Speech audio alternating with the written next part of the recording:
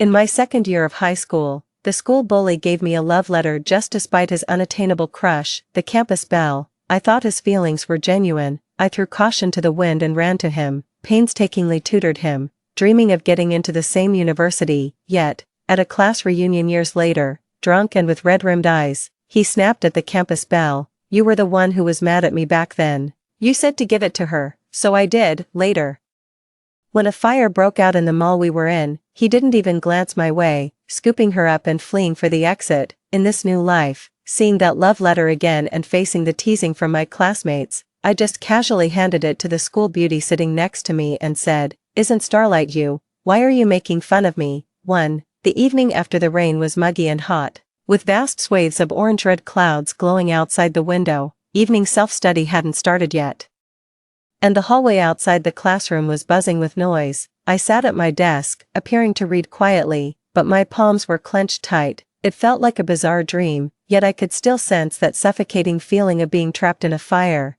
Just like in my previous life, Wei Huai's buddy stood in the doorway with his arms slung over a friend's shoulder, calling out loudly, "Who's little star in this class?" Someone asked me to bring her something. In their hands were a love letter, a bouquet of baby's breath, and a cup of bubble tea. Simple, heartfelt tokens of affection. If I hadn't been dragged into this mess, I would have offered my blessings too. Deskmate Song Xian kept doodling over the math problem in her notebook. She was so pretty, even her angry expression was charming and adorable. No wonder so many students on the school forum called her the campus belle. The jeering in the classroom grew louder and louder. Finally, just like in her past life, she turned to me and snapped, "Xing is calling you. Aren't you going to answer her?" Meeting her mocking gaze, I felt no shyness or embarrassment this time, only a surge of pure anger. They were on the verge of getting together, but their petty squabble ended up dragging me into it, and like a fool, I actually believed that confession was real. In the end, from start to finish, I was just a clown for their amusement.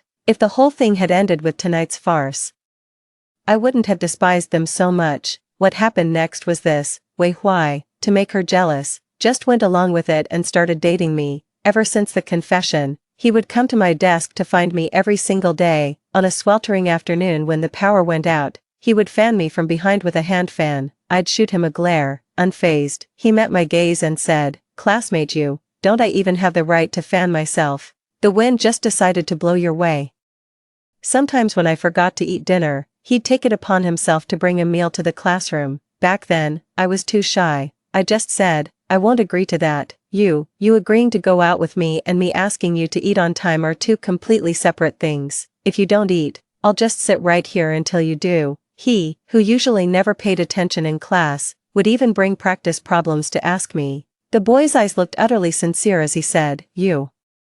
Even though there's a big gap between us right now, I'll work hard to get into the same university as you. You'll say yes to me one day." For some reason, at that age, we seemed so much more easily moved, and also more prone to doing foolish things. I truly believed there was someone who liked me enough to change for me. To be with him, I spent the last year or so entirely on him, trying every way I could to help him improve his grades. He was fully aware of my shyness and fluster back then, the occasional moments of being moved, all those little feelings I had, yet he just stood by and watched me fall for him, then shamelessly used me to stir up another girl's possessiveness towards him. He used me to prove that she cared about him, that she liked him. She used me to prove that he liked her so much, he'd even hire a clown like me just to get a rise out of her.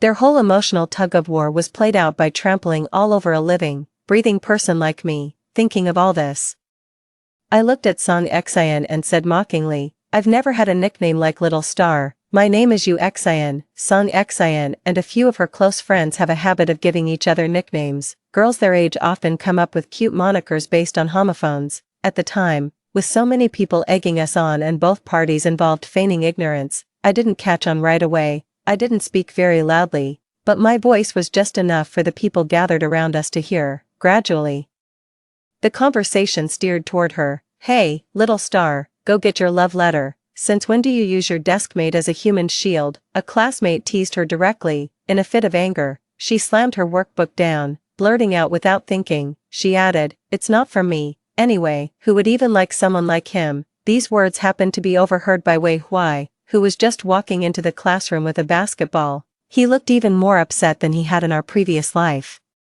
Putting down the basketball, he picked up the love letter and walked over to me, saying, "Classmate UXIN, would you be with me?" The jeering from the class grew even louder. This time, things were starting to play out differently compared to the last life. In my past life, it was his friend who threw the love letter onto my desk. Several more days passed, and Song Xian still ignored him. To make her jealous, he actually started pursuing me, his pawn. So the whole incident didn't turn into a huge embarrassment. In fact, aside from Wei Huai's buddies and the two people directly involved, no one knew that love letter was originally meant for Song Xian. Moreover, the love letter didn't start with a formal salutation, it just had a little smiley face drawn in pencil, with 2 stars for eyes. I thought he wrote it that way on purpose to bridge the distance between us, not realizing that from the very beginning.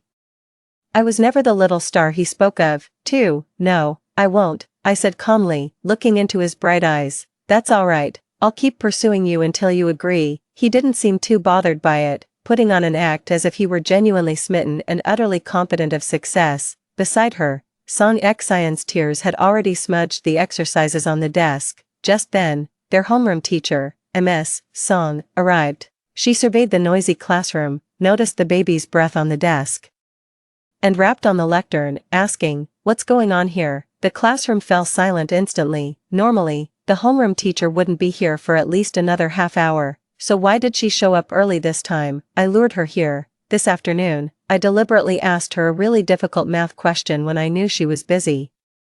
She had promised me she'd come to the classroom early before evening self-study to help me with some problems. I had timed it perfectly to make sure she would walk right into that whole scene. I was determined to blow this whole thing wide open. I wanted to make a spectacle of them, to humiliate them both. In my past life, Wei Huai and I got together after the college entrance exams, but during our final year of high school, someone reported us for dating too early.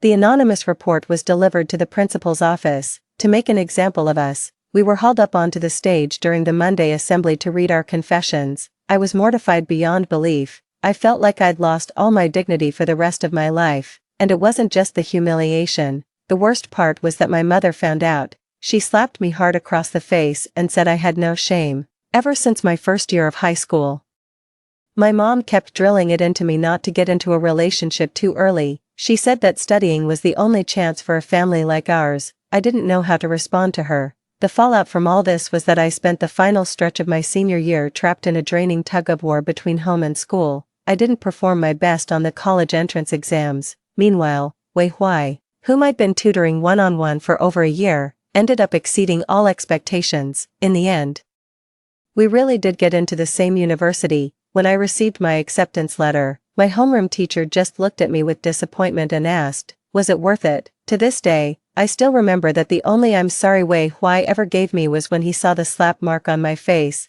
But was that slap the only thing he owed me an apology for? After the college entrance exams, during all those years at university, he had countless chances to come clean and talk to me properly. Was my youth somehow less valuable? Am I not worthy of someone who genuinely loves me? 3. I was completely hung up on figuring out who the snitch was, and the whole class was on edge, fearing they might be next. It's not like this was an all-girls school. If someone wanted to report this kind of thing, they could always find a reason. We even planned to sneak into the principal's office to steal the anonymous letter and compare the handwriting. It was Wei Huai who stopped them at the time, saying, "Let it go, everyone should focus on the college entrance exam." It was also during that period that he came to see me more frequently. His mood was unusually good. In fact, at the time, I just thought he had a positive mindset. Later, when I went to collect my admission letter, I passed by the principal's office and saw a few classmates cleaning inside. As if guided by some strange compulsion, I went over to help and, by sheer chance, found that anonymous letter tucked away in the corner. I recognized the handwriting instantly. It was a perfect match for Song Xian's. I was utterly baffled at the time. I thought we were on decent terms, and I couldn't fathom why she would do such a thing. What did she possibly stand to gain by reporting me and humiliating me? I picked the letter out of the trash and showed it to Wei Huai, but he just tried to placate me, saying, "She probably just had a problem with you at the time, but it's been so long, there's no point in bringing it up again."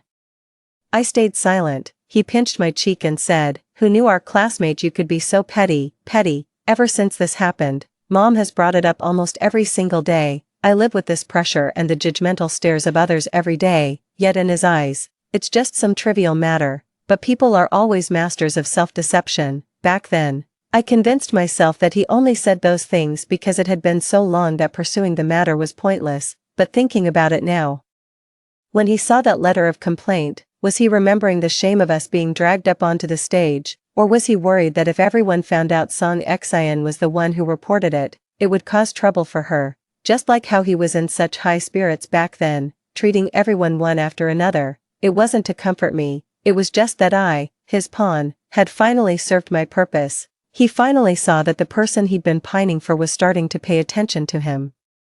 I was so naive back then, it never even crossed my mind. After all, who in this world would treat both their own and other people's feelings as a joke? But looking back, there were actually quite a few red flags. After the reporting incident, Wei Huai started buying bubble tea for me often, always getting enough for everyone around, including my good deskmate, Song Xian, except, her cup usually ended up straight in the trash. I just thought she didn't like Wei Huai much. It never occurred to me that there could be another reason, so when it was time to choose seats again, I privately told her I wanted to sit with someone else. I thought we wouldn't be desk mates again, but then she just sat down next to me as if nothing had happened. Ironically, I even joked with a friend, saying, "Looks like my desk mate doesn't hate me, it's Wei Huai she can't stand." I even told Wei Huai about it, telling him to stop bullying other classmates in the future. Thinking back on it now, he must have been absolutely thrilled to hear that, right? Once again, I, the glorified errand boy, have proven just how much that girl he's obsessed with actually cares about him. The more I think about it, the sicker I feel. What did I ever do to deserve this? One relationship, and I managed to run into two absolute lunatics. Alright, fine, you want to play games, is that it? Let's see who gets the last laugh. 4. The homeroom teacher asked who the baby's breath on the desk was for. Song Xian looked up. Her eyes red, pointed at me, and whispered, "It's for Xin." I couldn't take it anymore. I deliberately raised my voice and said, "Are you done with the act? Who is it really for? Don't you know in your heart?" My words completely enraged Wei Huai. He glared at me with cold eyes. "Ha, so you're dropping the act now, are you?" I doubt he'd have the nerve to come crawling back to me after all this, to spare the three of us the embarrassment. The homeroom teacher took us to the office.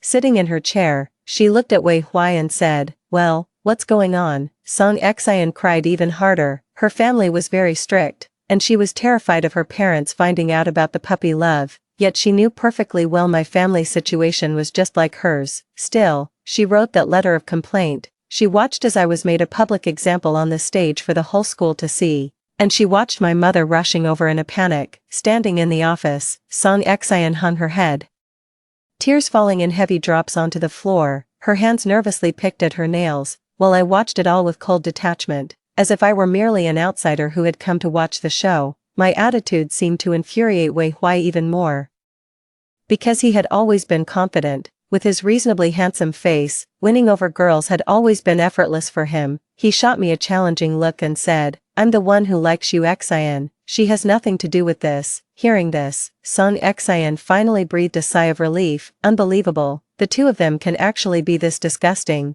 They're not actually moved by their love story, are they? To protect you, I dragged an innocent person into this mess to share the blame with me. Now do you see how much I like you? Ha, I actually laughed out loud. Wei Huai glared at me again, and I rolled my eyes at him. I said bluntly, "Are you getting emotional over your own little act? Honestly, who likes who is none of my business, but at least have the guts to own up to it. Man, can you honestly swear that little star thing was meant for me? Did you even spell my name right, you illiterate student you Xian?" "No personal attacks," said the homeroom teacher, who looked like she was trying not to laugh, as if I'd listened to her. After living 2 lifetimes, to be brought down by these 2 idiots, I might as well just end it all right now. I put on a show of extreme anger, even squeezing out a few misunderstood tears. "Who's attacking anyone? Teacher, I'm just here trying to get an education. What did I ever do to them? If they did it, they should own up to it. You want me to take the fall for this?" A love letter isn't something you just hand out randomly. The school is covered in cameras. They'll show who's been hanging out with whom. You can't just take someone's word for it with no proof. My parents are strict. I can have my mom come in and we can review the footage together. I haven't had any interaction with this classmate recently, I swear. The moment I mentioned involving parents, Song Xian panicked. Just as I expected, she burst into tears immediately. Teacher, it was for me.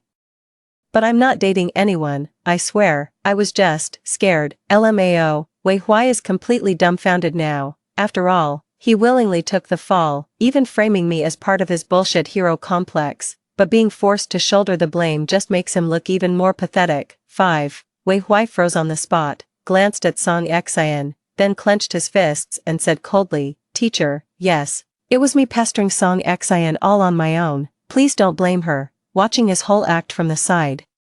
I couldn't help but roll my eyes. What was that look for just now? He turned his head and glared at me. Teacher, he's being mean to me, I said, looking at the teacher with a pitiful expression. Wei Huai's gaze grew increasingly menacing. I paid it no mind and continued, So, Wei Huai, did you just push the blame onto me to protect Song Xian, the girl you like? Wei Huai remained silent, his eyes still hostile. To be honest, teacher, we're just here to study.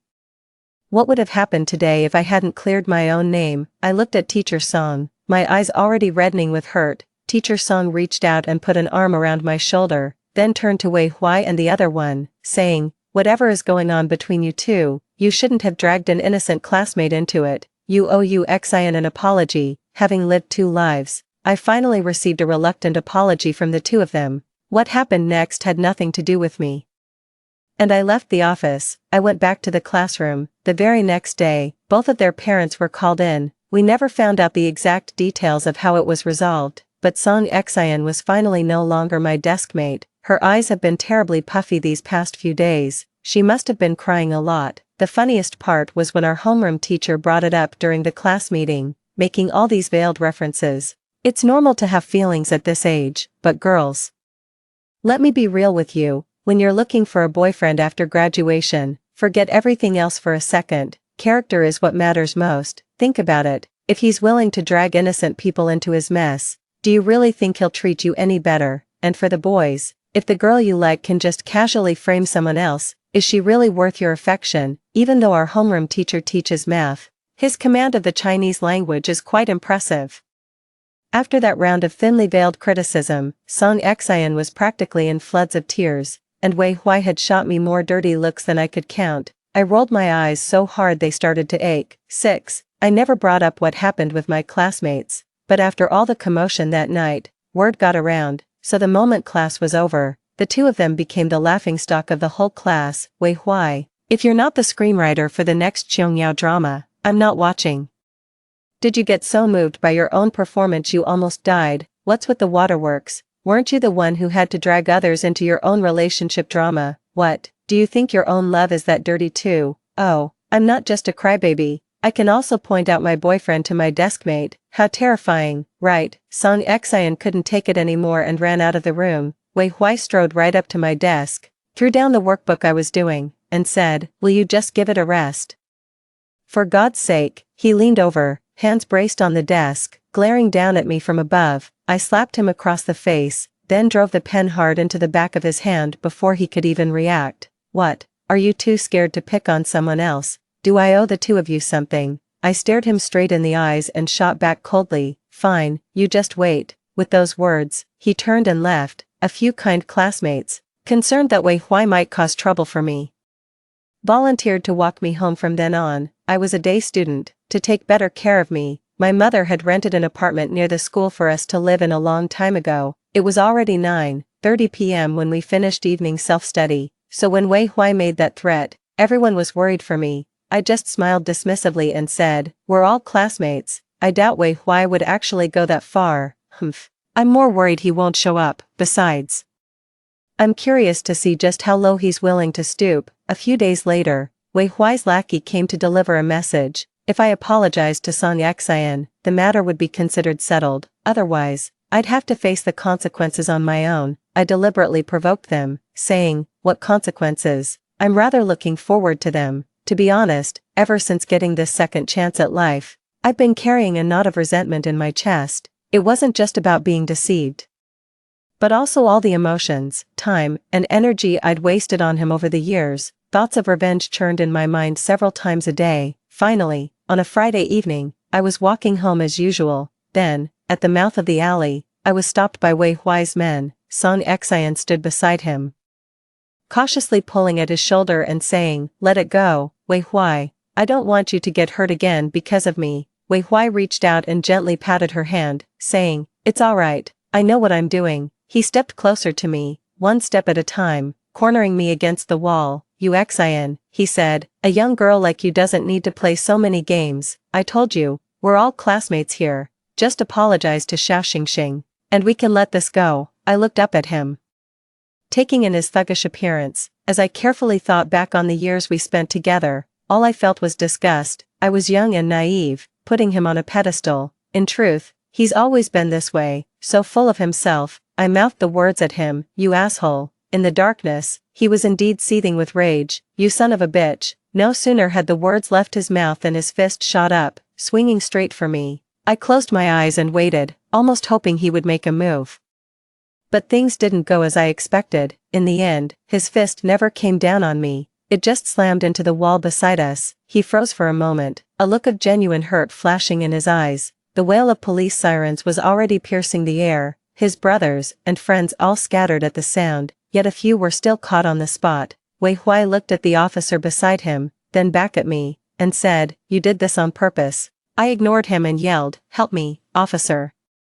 Since he didn't actually lay a hand on me in the end, and was still making a scene, insisting he was just trying to pursue me, there were no surveillance cameras in that area either. However, he and his buddies were caught red-handed harassing me like that, and they still ended up being detained at the police station for a few days to be taught a lesson. After the school found out about this, Wei Huai was also given disciplinary probation. 7. Back at school.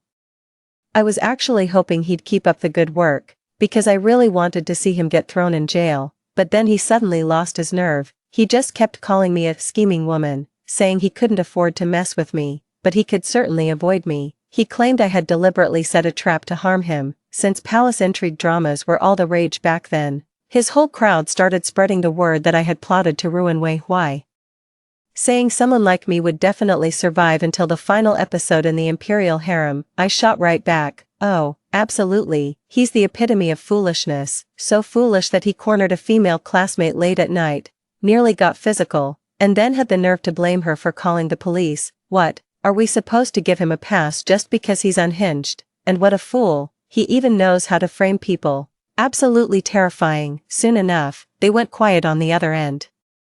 How boring, they folded so easily. I was actually looking forward to the next round. 8, but in this second chance at life, I naturally wouldn't be content with just that. My mom has been depositing my New Year's money in a bank account under my name every year, and she even gave me the card. Over the years, those small savings have really added up, and the account now holds around 30,000 yuan. I was the one who set the password. Thanks to my past life, I have a good grasp of stock trading. Not to mention my foresight, in just half a semester, it multiplied dozens of times over. I didn't hide the fact that I withdrew the money from my mom. My dad passed away early, and she's had a hard time supporting the family on her own. I just told her I started with a simulation, and when I realized I was right more often than not, I took a chance. In the end, I came up with all sorts of excuses to settle her down. With that money, life became much easier for my mother and me. Soon after the World Cup came around, I went on a full-blown gambling spree. In just one short month, I've amassed a fortune I could never have even dreamed of in my past life. It suddenly hit me. This is the true meaning of rebirth. To make as much money as humanly possible, of course. As for why I remember most of the scores so clearly, I have to thank Wei Huai from my previous life for droning on about them in my ear so relentlessly. 9. In my previous life, I was in the top 3 of my class, but I could only make it into the top 20 in my grade. With enough money, I immediately signed myself up for one-on-one tutoring. By the time of the senior year mock exams, I was already in the top 5 of my grade. One reason our school is so strict about cracking down on early relationships is that our area is relatively underdeveloped and quite remote. Most families here are of modest means, so education is realistically our most viable path forward. I don't have any negative feelings toward my classmates. On the contrary, I've received a lot of help from everyone, so I directly used a portion of the money to support the underprivileged students in our class. At the same time, I also hired a teacher to run a free tutoring class. When people asked why I'd suddenly become so generous, I put it on my mom, saying we'd won an 800,000 yuan lottery. After buying a house, there was some left over. And mom said good fortune should be shared with everyone. I didn't dare say too much. After all, it's best not to flaunt your wealth, but within my means, I'm still willing to help the people around me. Song Xian and Wei Huai didn't show up for the tutoring session, all because of their pride, but that was only part of the story. The bigger issue was the emotional baggage between them. This time, I wasn't involved. They still didn't end up together. It seems they always needed a third party to validate their feelings for each other. While the rest of us were buried in preparations for the college entrance exams, those two were still stuck wondering if the other one liked them. Song Xian did it just to make Wei Huai jealous. I started dating the school bully from the neighboring school. Wei Huai got into a fight with him over her, got hit in the head, and ended up unconscious. So, unsurprisingly, Song Xian has been crying in the classroom almost every day since. When the girl next to her tried to comfort her, she just said helplessly, "I really didn't mean for this to happen. I thought he didn't like me anymore. I truly never imagined he would go that far, but we're just not meant to be together. My parents would never approve." The more they talk, the more ridiculous it gets. It's as if they won't even live to see the end of the college entrance exams. I guess I'm a little messed up in the head too. I can't believe I'm actually thinking this might be a welcome distraction in the final stretch of senior year. Then again, the college entrance exam is just so damn hard. I guess they're the only two who don't feel that way. To my surprise, Wei Huai actually came back to school after being discharged from the hospital, and he set his sights on me again. Damn it. Why doesn't he go bother Song Xian with his melodramatic crap? He comes to me every single day to act like a lunatic. First, during class, he kept staring at me, making my skin crawl. The moment the bell rang, he started walking towards me, step by step. My friends and I were on high alert, ready for anything. I even had my hand on a fruit knife, wondering if this would count as self-defense. He suddenly blurted out, rather presumptuously, Xian, when are you going to start tutoring me? We've already wasted so much time, me, my friends. Tutoring. Tutoring my foot. I had a hunch. Actually, looks like someone knocked a few of his past life memories loose with that hit, but what's that got to do with me? Does thinking about it more just make you dumber? With the kind of relationship we have, he actually thought I'd tutor him. I gave him a cold, dismissive look and said, "And you are?" He actually had the nerve to look all hurt and offended. Xin, you've changed. Do you need me to call a doctor for you, Xin? I knew you still cared about me. I'm really fine now. Me, wow. After being discharged, he's even more disgusting than before. Even someone with a mental illness needs to take medication and see a doctor. Has no one ever told you that? I continued, my voice dripping with sarcasm. He was taken aback for a moment. Then, with eyes full of hurt, he said, "Sorry, my mistake." What a melodrama. Shouldn't he go find his destined love letter girl for a makeup lesson before making an entrance? Just had to come and make a fool of himself in front of me. What a shoddy production. Is the bar for actors really this low now? 10. I thought I'd be rid of the two of them soon, with only 2 months and 10 days left until the college entrance exams. Little did I know, those 2 months and 10 days would be so agonizing to get through. Every day feels like an eternity. I'm on pins and needles. And it's like having a fishbone stuck in my throat. Wei Huai just seems to have a few screws loose. He does these self-congratulatory things every single day. Every morning when I get to the classroom, there's the breakfast he bought, sitting on my desk. He just stood there, looking at me cautiously and saying, "I remember you used to like these. If you don't, I can go buy something else." Wei Huai, are you out of your mind? Please stop playing these pointless games with me, or I swear I'll have you committed to a psych ward or thrown in jail. One or the other, I threatened him. Xin. How did you become so cold-hearted? His eyes were slightly red. This pink eye has plagued him for 2 lifetimes now. I really hope he can work and save up enough to get it treated properly in this one. But my threat went in one ear and out the other. He went and bought me lunch again. Wei Huai, why don't you just get a job delivering takeout? You're so fond of bringing people food. It's right up your alley, so I'm the only one you're picking on. Is that it? Xin, I just want you to eat well. This is insane. I really can't take it anymore. Seeing that I remained silent, he continued, Xin, I have the right to choose who I'm good to. He's insane. I've given up trying to reason with him. I contacted the homeroom teacher directly. Sorry, my dear teacher who's always worried about me. The best I can do to repay you after graduation is to send you a few stock tips. I stuck to my story that Wei Huai was harassing me. The homeroom teacher talked to him about it a few times. He continued to do things his own way, as always. In the end, the school had no choice but to let him study from home. After all, the last month or two were mostly just review and exams anyway, and his probationary status hadn't even been lifted yet. Just before he left, he came to see me again. He looked utterly heartbroken and said, Xin, do you really hate me that much? I knew exactly what he was talking about, but I pretended not to have a clue. What on earth are you talking about? If you keep this up, I'll have no choice but to call the police. Xin, you really don't remember, do you? Xin, last time, were you trying to get me thrown in jail? How could you turn on me so viciously all of a sudden? Are you for real? Who gave you permission to call me that? Did I tell you to have people ambush me at night? Is being dumber by the day the only thing you're good for? Oh wait, no, you're also getting more annoying by the day. I attacked him without holding back in the slightest. I can't figure out why. After remembering his past life, he came looking for me instead of seeking out Song Xian to rekindle their old flame. But if I can get a few digs in, I'm not going to pass up the chance. No, that's not what I meant. I was just, he floundered, trying to explain but not knowing where to begin. Stop looking for me, it's really getting on my nerves. With that, I turned and walked back into the classroom. Wei Huai didn't stick around either. He slunk off the school grounds in disgrace. I just never expected Song Xian to come looking for me again. Is this your little scheme? Well, you've won. He's starting to like you. Me? Do these two lunatics think I'm an easy target? Do you take me for a fool just because I haven't lost my temper? Is this the extent of your intelligence? You've truly redefined my understanding of idiocy.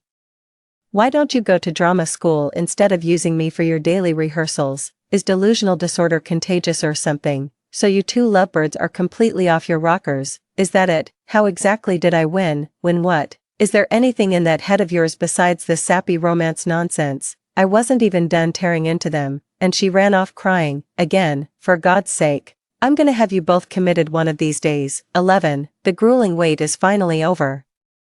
The college entrance exams are here. I'm as nervous and excited as my classmates, even though I've been through this once before in a past life. But back then, I was nothing but a failure. This time, I will reclaim the glory that is rightfully mine. I was in a perfectly good mood, that is, until that lunatic came looking for me again, indulging in his signature self-aggrandizing performance. Xin, I wish you a future as bright as the stars.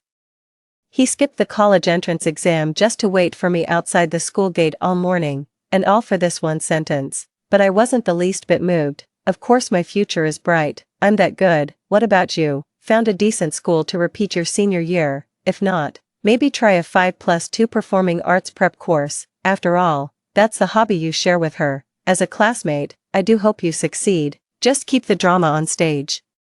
And stop dragging innocent people into your little performances. Alright, Xin, do we really have to be like this? Do I know you? No, you don't, he muttered dejectedly, head bowed. Before turning and walking away, I headed towards the exam hall, carrying my pencil case and admission ticket. I'm determined to live a brilliant and fulfilling life. 12. After the college entrance exams, our class held one final get-together. Wei Huai showed up too, while my classmates and I were there, drinking and enjoying each other's company. He just sat there next to me, staring at me with that same old look. So annoying, couldn't be bothered with him. But there was a silver lining. Since I got a second chance at life and made some money, I was able to help a few classmates who had dropped out finish high school.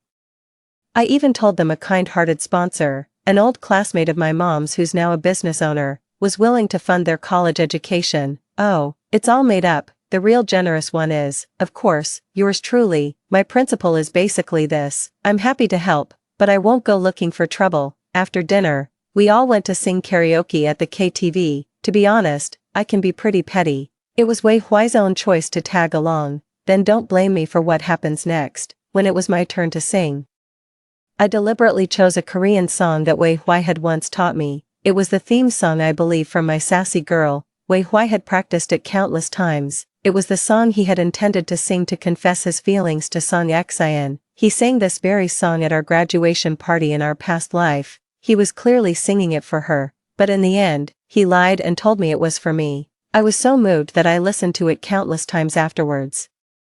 Yet he still pretended not to know and calmly taught me how to sing it. I picked up the microphone and started singing the song along with the beat. He stood there, completely stunned, not even noticing the wine glass that had slipped from his hand and shattered on the floor. After finishing the song, I made my excuses about a family matter and left immediately. Wei Hui followed me out. I walked on ahead, he was following behind me. Neither of us spoke a word the whole way.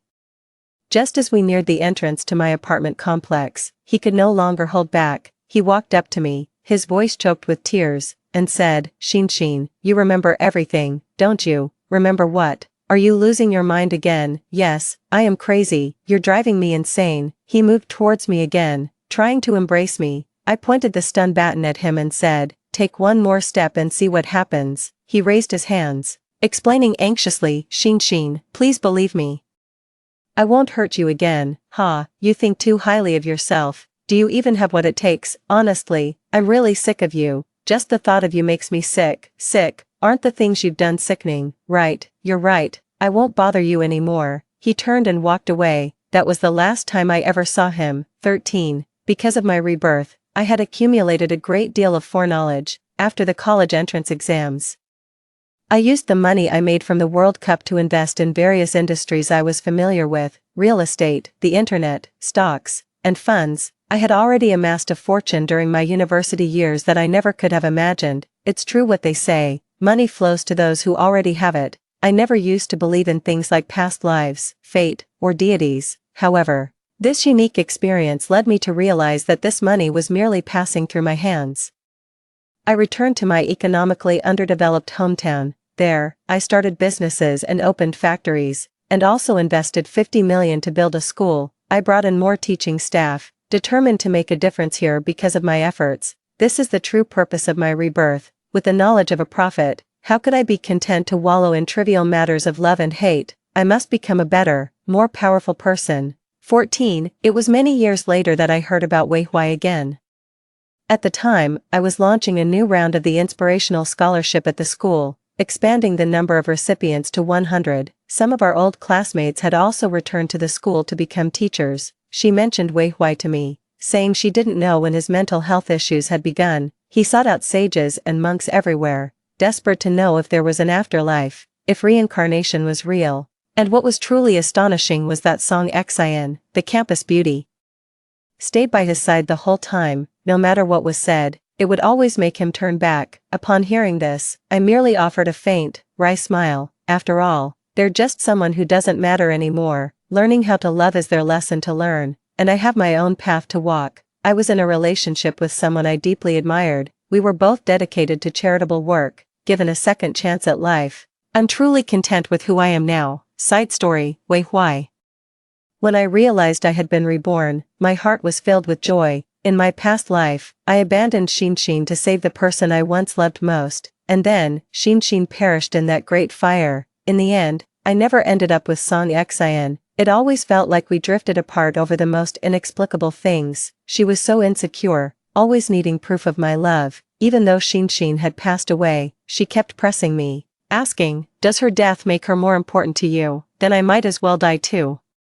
Those words hit me like a bomb. I completely lost control and slapped her. She ran out, crying. I called and texted her, but got no reply. A month later, she got a new boyfriend. I rushed over to confront her, but ended up getting hit by a car. She ran over, hugged me, and said she just wanted to know if I still had feelings for her. Did I or didn't I? That question had haunted us for nearly a decade. Does she really not know how I feel about her? I suddenly feel so exhausted. I need to prove my feelings for her through countless actions. True affection is leaving work during a meeting to come home and cook for her, driving over 100 kilometers round trip to buy her that specific food she loves, only to come home exhausted. That's what it means to truly care for her. Getting into a bloody fight with other guys who are into her. That's the proof of real affection. I think I'm genuinely worn out. My eyelids grew heavier and heavier. At that moment, Xin suddenly came to mind. She must really dislike me, just as I thought. She truly despises me. The woman who once loved me so deeply actually schemed to have me sent to prison. I went to see her, and her eyes were so cold, as if we had never met. They were even filled with disgust. I truly cannot accept this. I want us to go back to the way we were, only to realize I was the one left standing still. There's no going back for us. Until that song from that night, a flicker of hope was rekindled in me. She must be just like me, we are both reborn, then her grudge must only be about our past lives. I can make it up to her. Clinging to my last shred of hope, I followed her home. Then I heard those words that felt like a waking nightmare. She said she couldn't stand the sight of me, that it made her sick, and that she'd even had a dream about me that was utterly repulsive. In the dream, I was even more vile and despicable. I understand what she was talking about now. Was it just a dream? Could a mere dream make her feel such disgust and revulsion? But what is real, and what is an illusion? Thanks to the good fortune from my past life, I managed to get into university after repeating a year. It just wasn't the same one as hers, but I chose to be in the same city. But the city was so vast that we never once bumped into each other.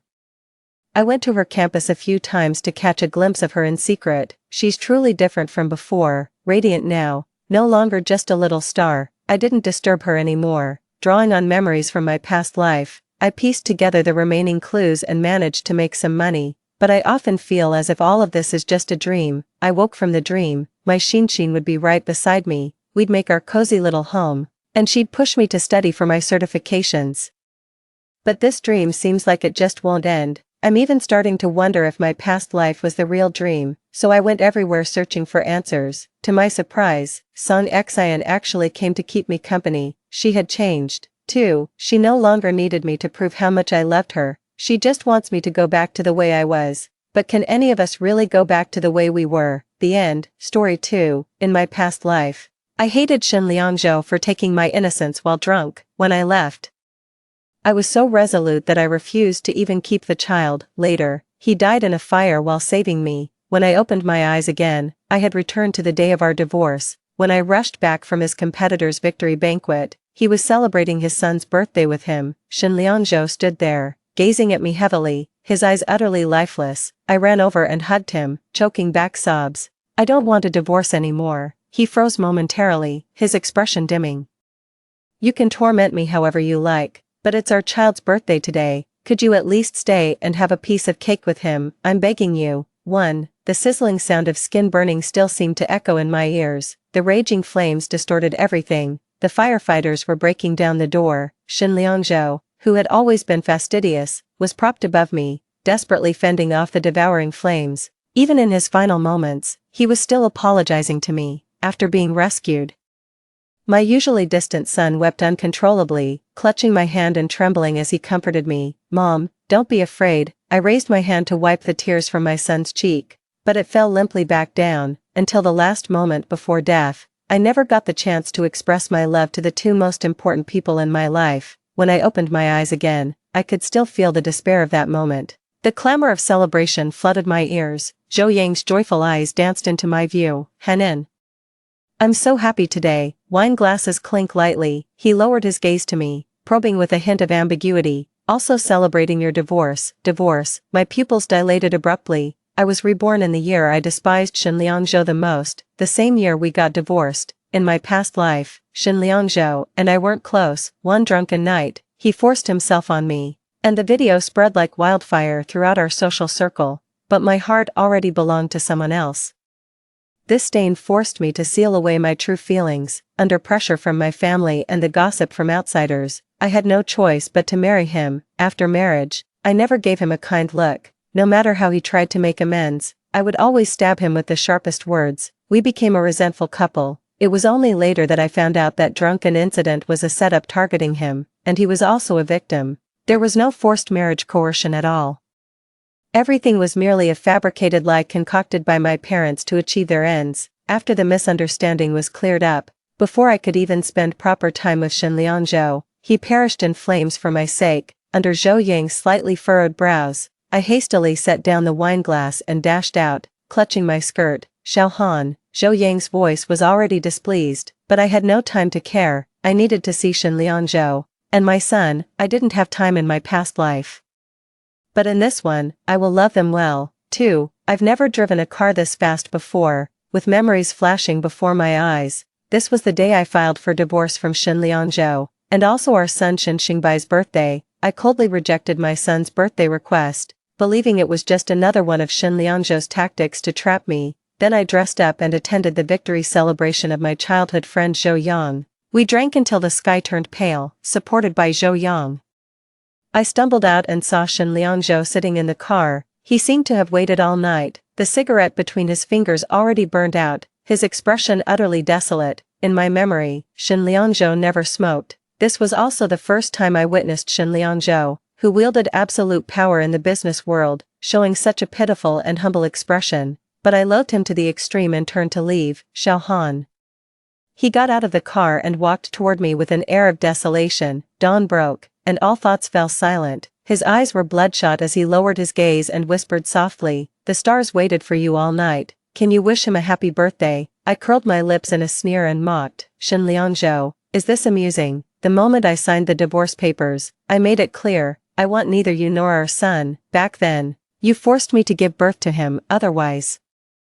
How could I have borne the son of a rapist? Shin Lianzhou fell silent, his expression dimming after a long pause. "I wronged you that day," he said hoarsely. "Enough, I don't want to see you again, get out of here." I glared at him with bloodshot eyes. After that day, I never saw Shin Lianzhou again. It wasn't until my son was kidnapped that I reconnected with Shin Lianzhou. Later, I realized I was merely a sharp arrow shot at Shin Lianzhou by someone else's hand. Sweat beaded in my palms.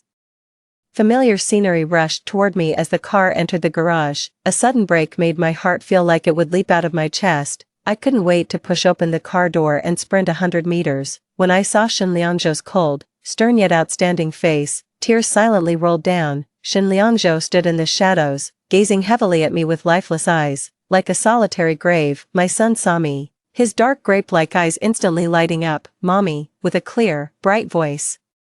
Xingxing said proudly, "Daddy, look, I told you it was Mommy coming back," I murmured. "Xingxing." With an expectant face, Xingxing asked cautiously, "Mommy, are you back to celebrate my birthday with me?" I discovered I was pregnant during the second month of my marriage. My heart felt like dead ashes at that time.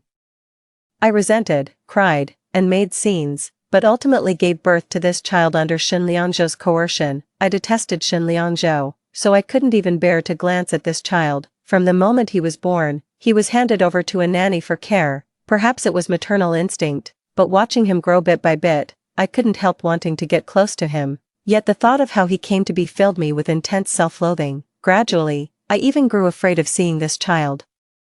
Deliberately distanced herself from him and treated him coldly. Eventually, it led him to develop tendencies toward autism. I walked toward my son with a heart full of guilt. Shin Lianzhou blocked my path, gripping my hand with restrained emotion. "It's his birthday today. Don't tell him about our divorce." 3. What? Did he think I was going to tell the kids about the divorce? Xingxing peeked out from behind, blinking curiously, then became cautious when looking at me. "Daddy. What are you talking about with Mommy? Can't Xingxing listen?" Shin Lianzhou gently patted his head. "Daddy and Mommy have something to discuss. Can you be good and cut the cake?" The little star lowered its head dejectedly. "All right then." Couldn't help but steal another longing glance at me. Shin Lianzhou and I walked out to the balcony. He stood in the shadows, swallowed by darkness. There's an unbreakable layer of dark clouds in the eyes. I couldn't help but walk towards him. Yet he took a step back. The distance between us remains neither too far nor too close. Yet the words he spoke didn't match his cold and restrained demeanor. "Are you really this happy about divorcing me? Did you come running here in the dress your lover gave you just to show me how happy you are now?" What? I froze. His gaze fell on my golden mermaid tail gown with flowing embellishments. I remember now. This dress I'm wearing was indeed given to me by Zhou Yang. But Zhou Yang gave this to me before the banquet. How did he know? "I'm sorry, I'll go change out of it right away." "Okay." I tugged at the zipper and hurried toward the bedroom. Shin Lianzhou called out to me, "Xiao Han, all your belongings were already packed up this afternoon." He closed his eyes and asked, "What exactly do you want to do?" Looking at Shin Lianzhou's cold expression that kept me at arm's length, my eyes reddened as I uncontrollably choked out, "I don't want a divorce anymore." Afraid he wouldn't believe me, I stepped forward and actively hugged him. He suddenly stiffened, his fingers curling. I pressed my advantage, nuzzling his neck. "Shin Lianzhou, I regret it, let's not get divorced." "Okay." The next moment, he coldly pushed me away, his eyes concealing barely perceptible pain. "I can smell alcohol on you." He mocked himself. What? Trying to use me as Zhou Yang's substitute again. deliberately seducing me just to humiliate me. Once, to get back at him, I deliberately got drunk and got close to him, but his restrained aloofness completely infuriated me. If he's truly this principled, why did he touch me that night and even publicize the video? In a fit of anger, I stripped off my clothes and rushed into the bathroom. With him stunned, I hooked my arms around his neck and kissed him. I pressed forward step by step. From initial indifference, he gradually crumbled, surrendering sweetly to my venting.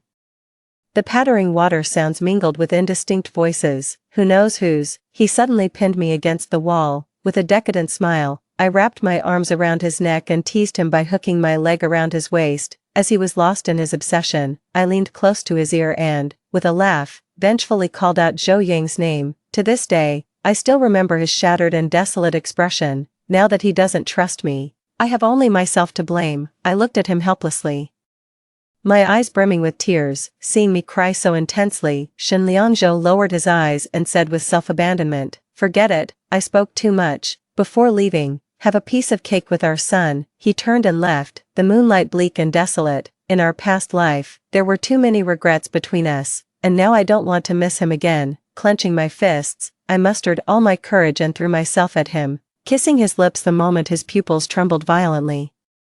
He has a cold demeanor, yet his lips were unexpectedly soft. I tentatively licked with the tip of my tongue. He abruptly gripped my waist, his voice tight and hoarse. "Xiaohan, don't provoke me. I'm not like before, letting you humiliate me." I kissed him deeper, going all in. "If I lie to you again, just lock me up, okay? Make it so I can never leave you." Shen Liangzhou's breathing suddenly grew heavy, like a beast slowly tearing away its cold disguise. In my past life, I only learned by chance that Shen Liangzhou had prepared a basement room. It's all my belongings inside, yet the one who locked it was himself. During those years of divorce, he went mad, afraid he couldn't resist locking me away. He locked himself up first. I held him tighter. "Shen Liangzhou, this time I'm truly..." Suddenly, a blinding light flashed, and horns blared wildly. Shen Liangzhou suddenly came to his senses. He instinctively shielded me behind him. Zhou Yang sat in the car, glaring at Shen Liangzhou with a sinister gaze. The next moment, Shen Liangzhou's phone rang. Zhou Yang's gloomy, provocative voice came through the phone. "Make her come down." Shen Liangzhou hung up the phone expressionlessly. He turned to look at me, his Adam's apple bobbing with difficulty. "It's your freedom to like Zhou Yang,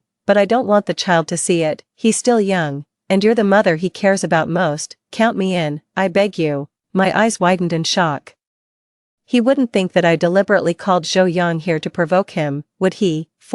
When returning from the balcony, Xingxing was eagerly holding up a small cake. Seeing me come out, he excitedly ran a few steps holding the cake. When our eyes met, his little face turned red, and he shyly walked over. "Mom, the first piece is for you." Afraid I might refuse, he kept watching me nervously, his tiny eyebrows furrowed into a shape.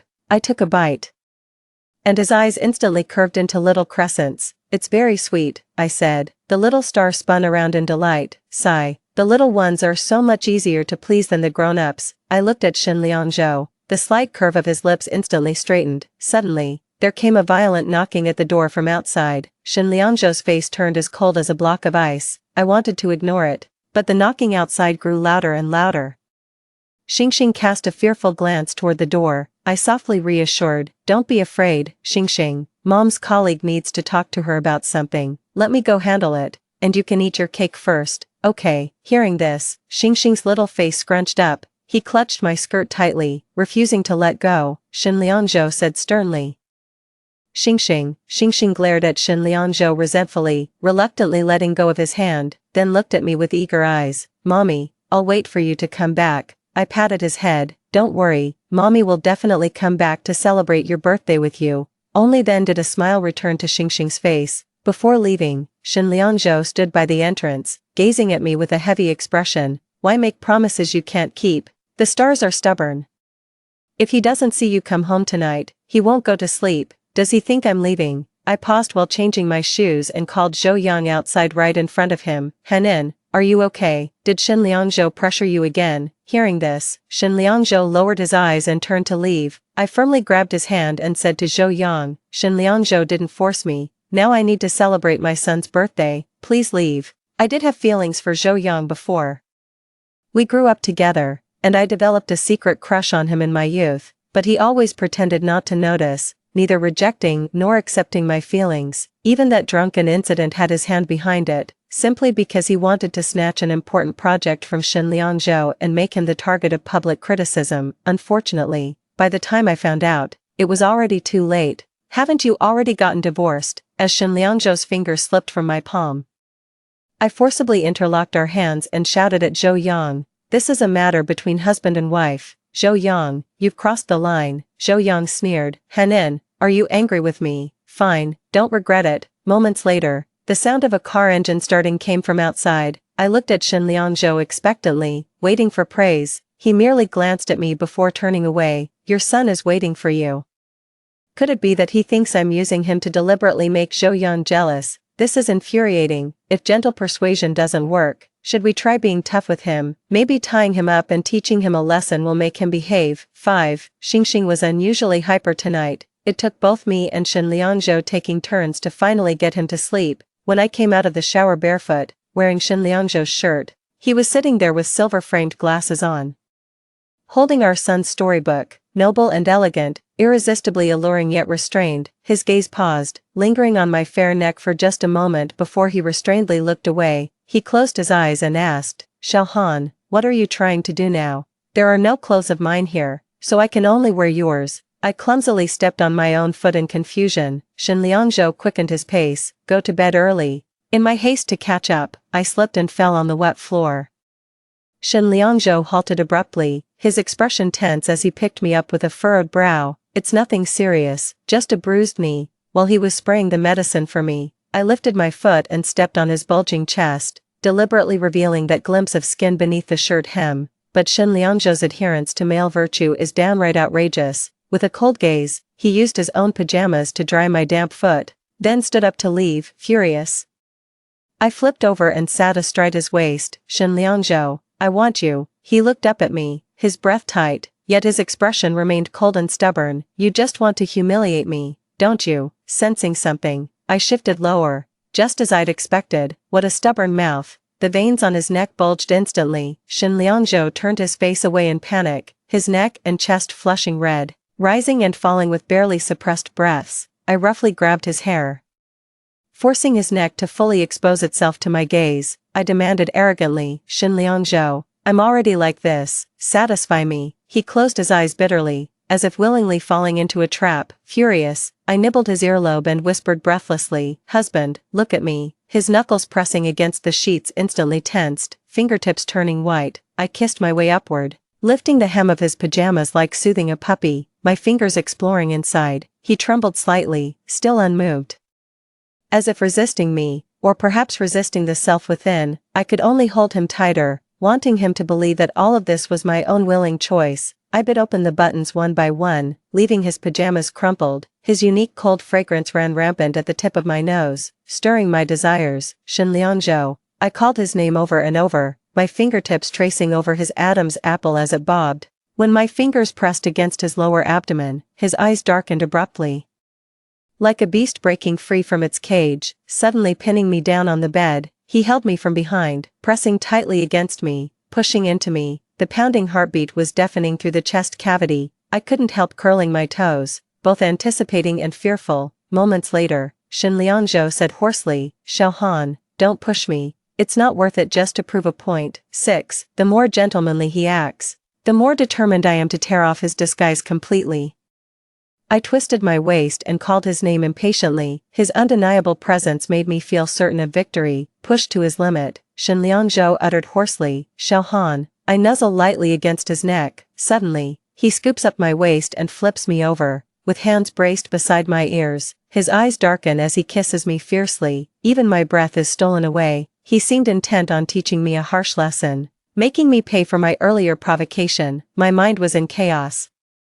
My eyes were misty with unshed tears. Shen Liangzhou, clinging to his last shred of rationality, glared at me fiercely. "You can still leave now if you want to." How could I? I wouldn't miss this for the world. I wrapped my arms around his neck and kissed him first, answering him wordlessly. Finally got what I wished for. I tightly gripped his fingers, my eyes moist. "Shen Liangzhou." As soon as I opened my mouth, he covered it with his hand. "It's too late to beg for mercy now." He flipped me over, Forcing me to kneel at the head of the bed, he pressed against my waist and growled viciously, "Xiao Han, you asked for this." 7. In my past life, Shen Liangzhou always maintained a cold and distant demeanor in front of me. He would rather lock himself away than harm me, so much so that I never expected the beast unleashed tonight to be so ferocious, calm, composed, and disciplined. These were my greatest misconceptions about Shen Liangzhou. Wait, the moment I opened my mouth, he pinched my chin and kissed me, completely silencing my words shattered, unable to resist, only to endure. Finally found a chance to beg for mercy. Shen Liangzhou wore a hurt expression that seemed to say, "What trick are you playing now?" So I swallowed all my words. "He has suffered for too long." Smiling, I clung to his shoulders and kissed his furrowed brow. "Shen Liangzhou, whatever you want to do, it's all yours, I'll give you everything." Suddenly tamed, his movements became gentle. Feeling dampness against my neck, Shen Liangzhou pressed close to my ear and whispered a threat, "Xiao Han, if you dare deny this tomorrow, I'll do exactly as you said, lock you away." Lock me away. I murmured in agreement. Suddenly, my phone rang. It was Zhou Yang. My sweaty fingers were about to hang up. My finger trembled and accidentally hit answer.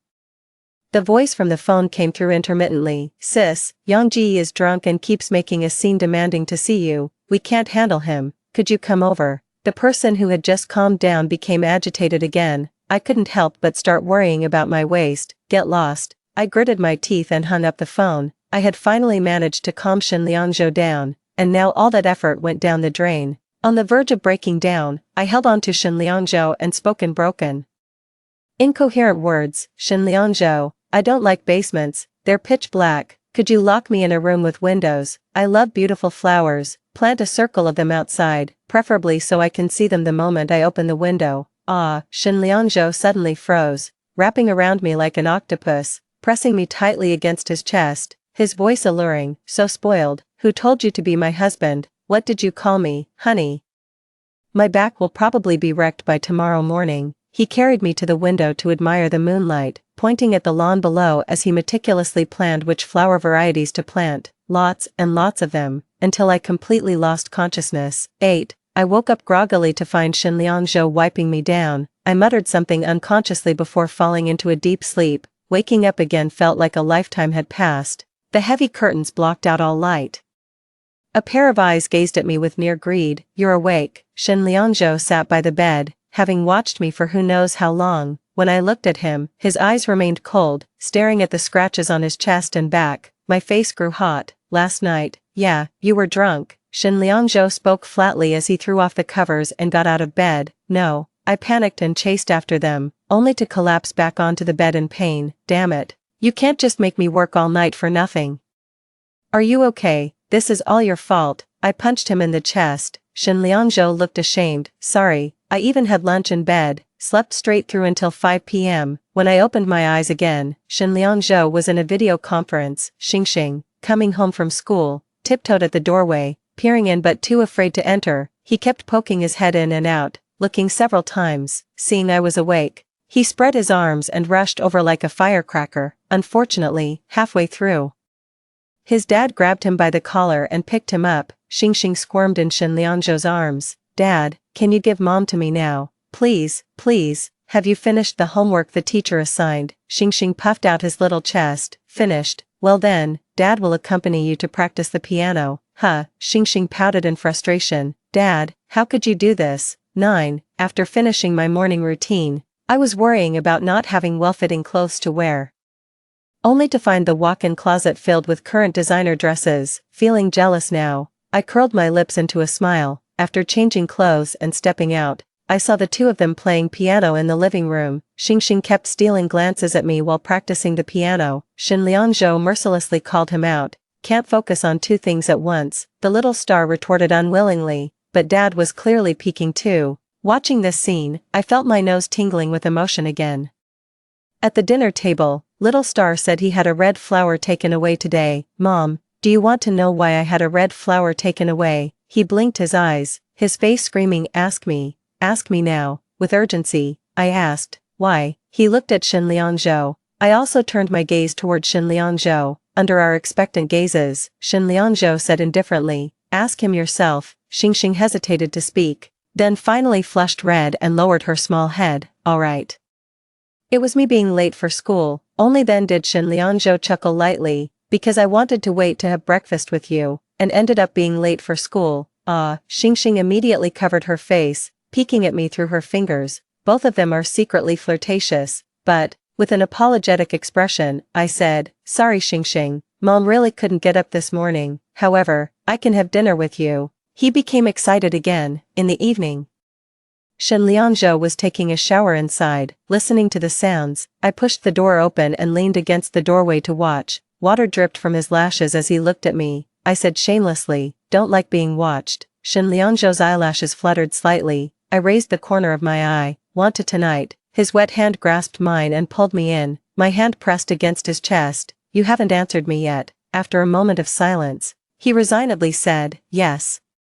From the bathroom all the way to the bed, until there was a knock at the door, Shen Liangzhou was gathering his strength when I suddenly laughed in his arms. With a dark expression, he put on his clothes and went to open the door. Xingxing hugged his little pillow. Mom, Dad, I had a nightmare. He craned his neck to peek into the bedroom. Can we still have a story today? You're a big boy, right, but I'm clearly just a baby. 5 minutes later, Xingxing was sleeping between us as Shen Liangzhou put on his glasses and began reading a fairy tale. Waiting for the stars to fall asleep, Shen Liangzhou carried him back, yawning and drowsy. Shen Liangzhou pressed against my waist, full of resentment. Continue. 10. The next day, I received flowers from Zhou Yang. He made a grand display, having them delivered to the house, clearly intending to provoke Shen Liangzhou. On weekends, the stars are there too. With a gossipy expression, he asked, did Dad give these to Mom? Shen Liangzhou lowered his eyes, deliberately avoiding the question. I immediately threw the flowers into the trash can. No matter how I explained, Shen Liangzhou's reaction remained indifferent. Furious, I grabbed his tie.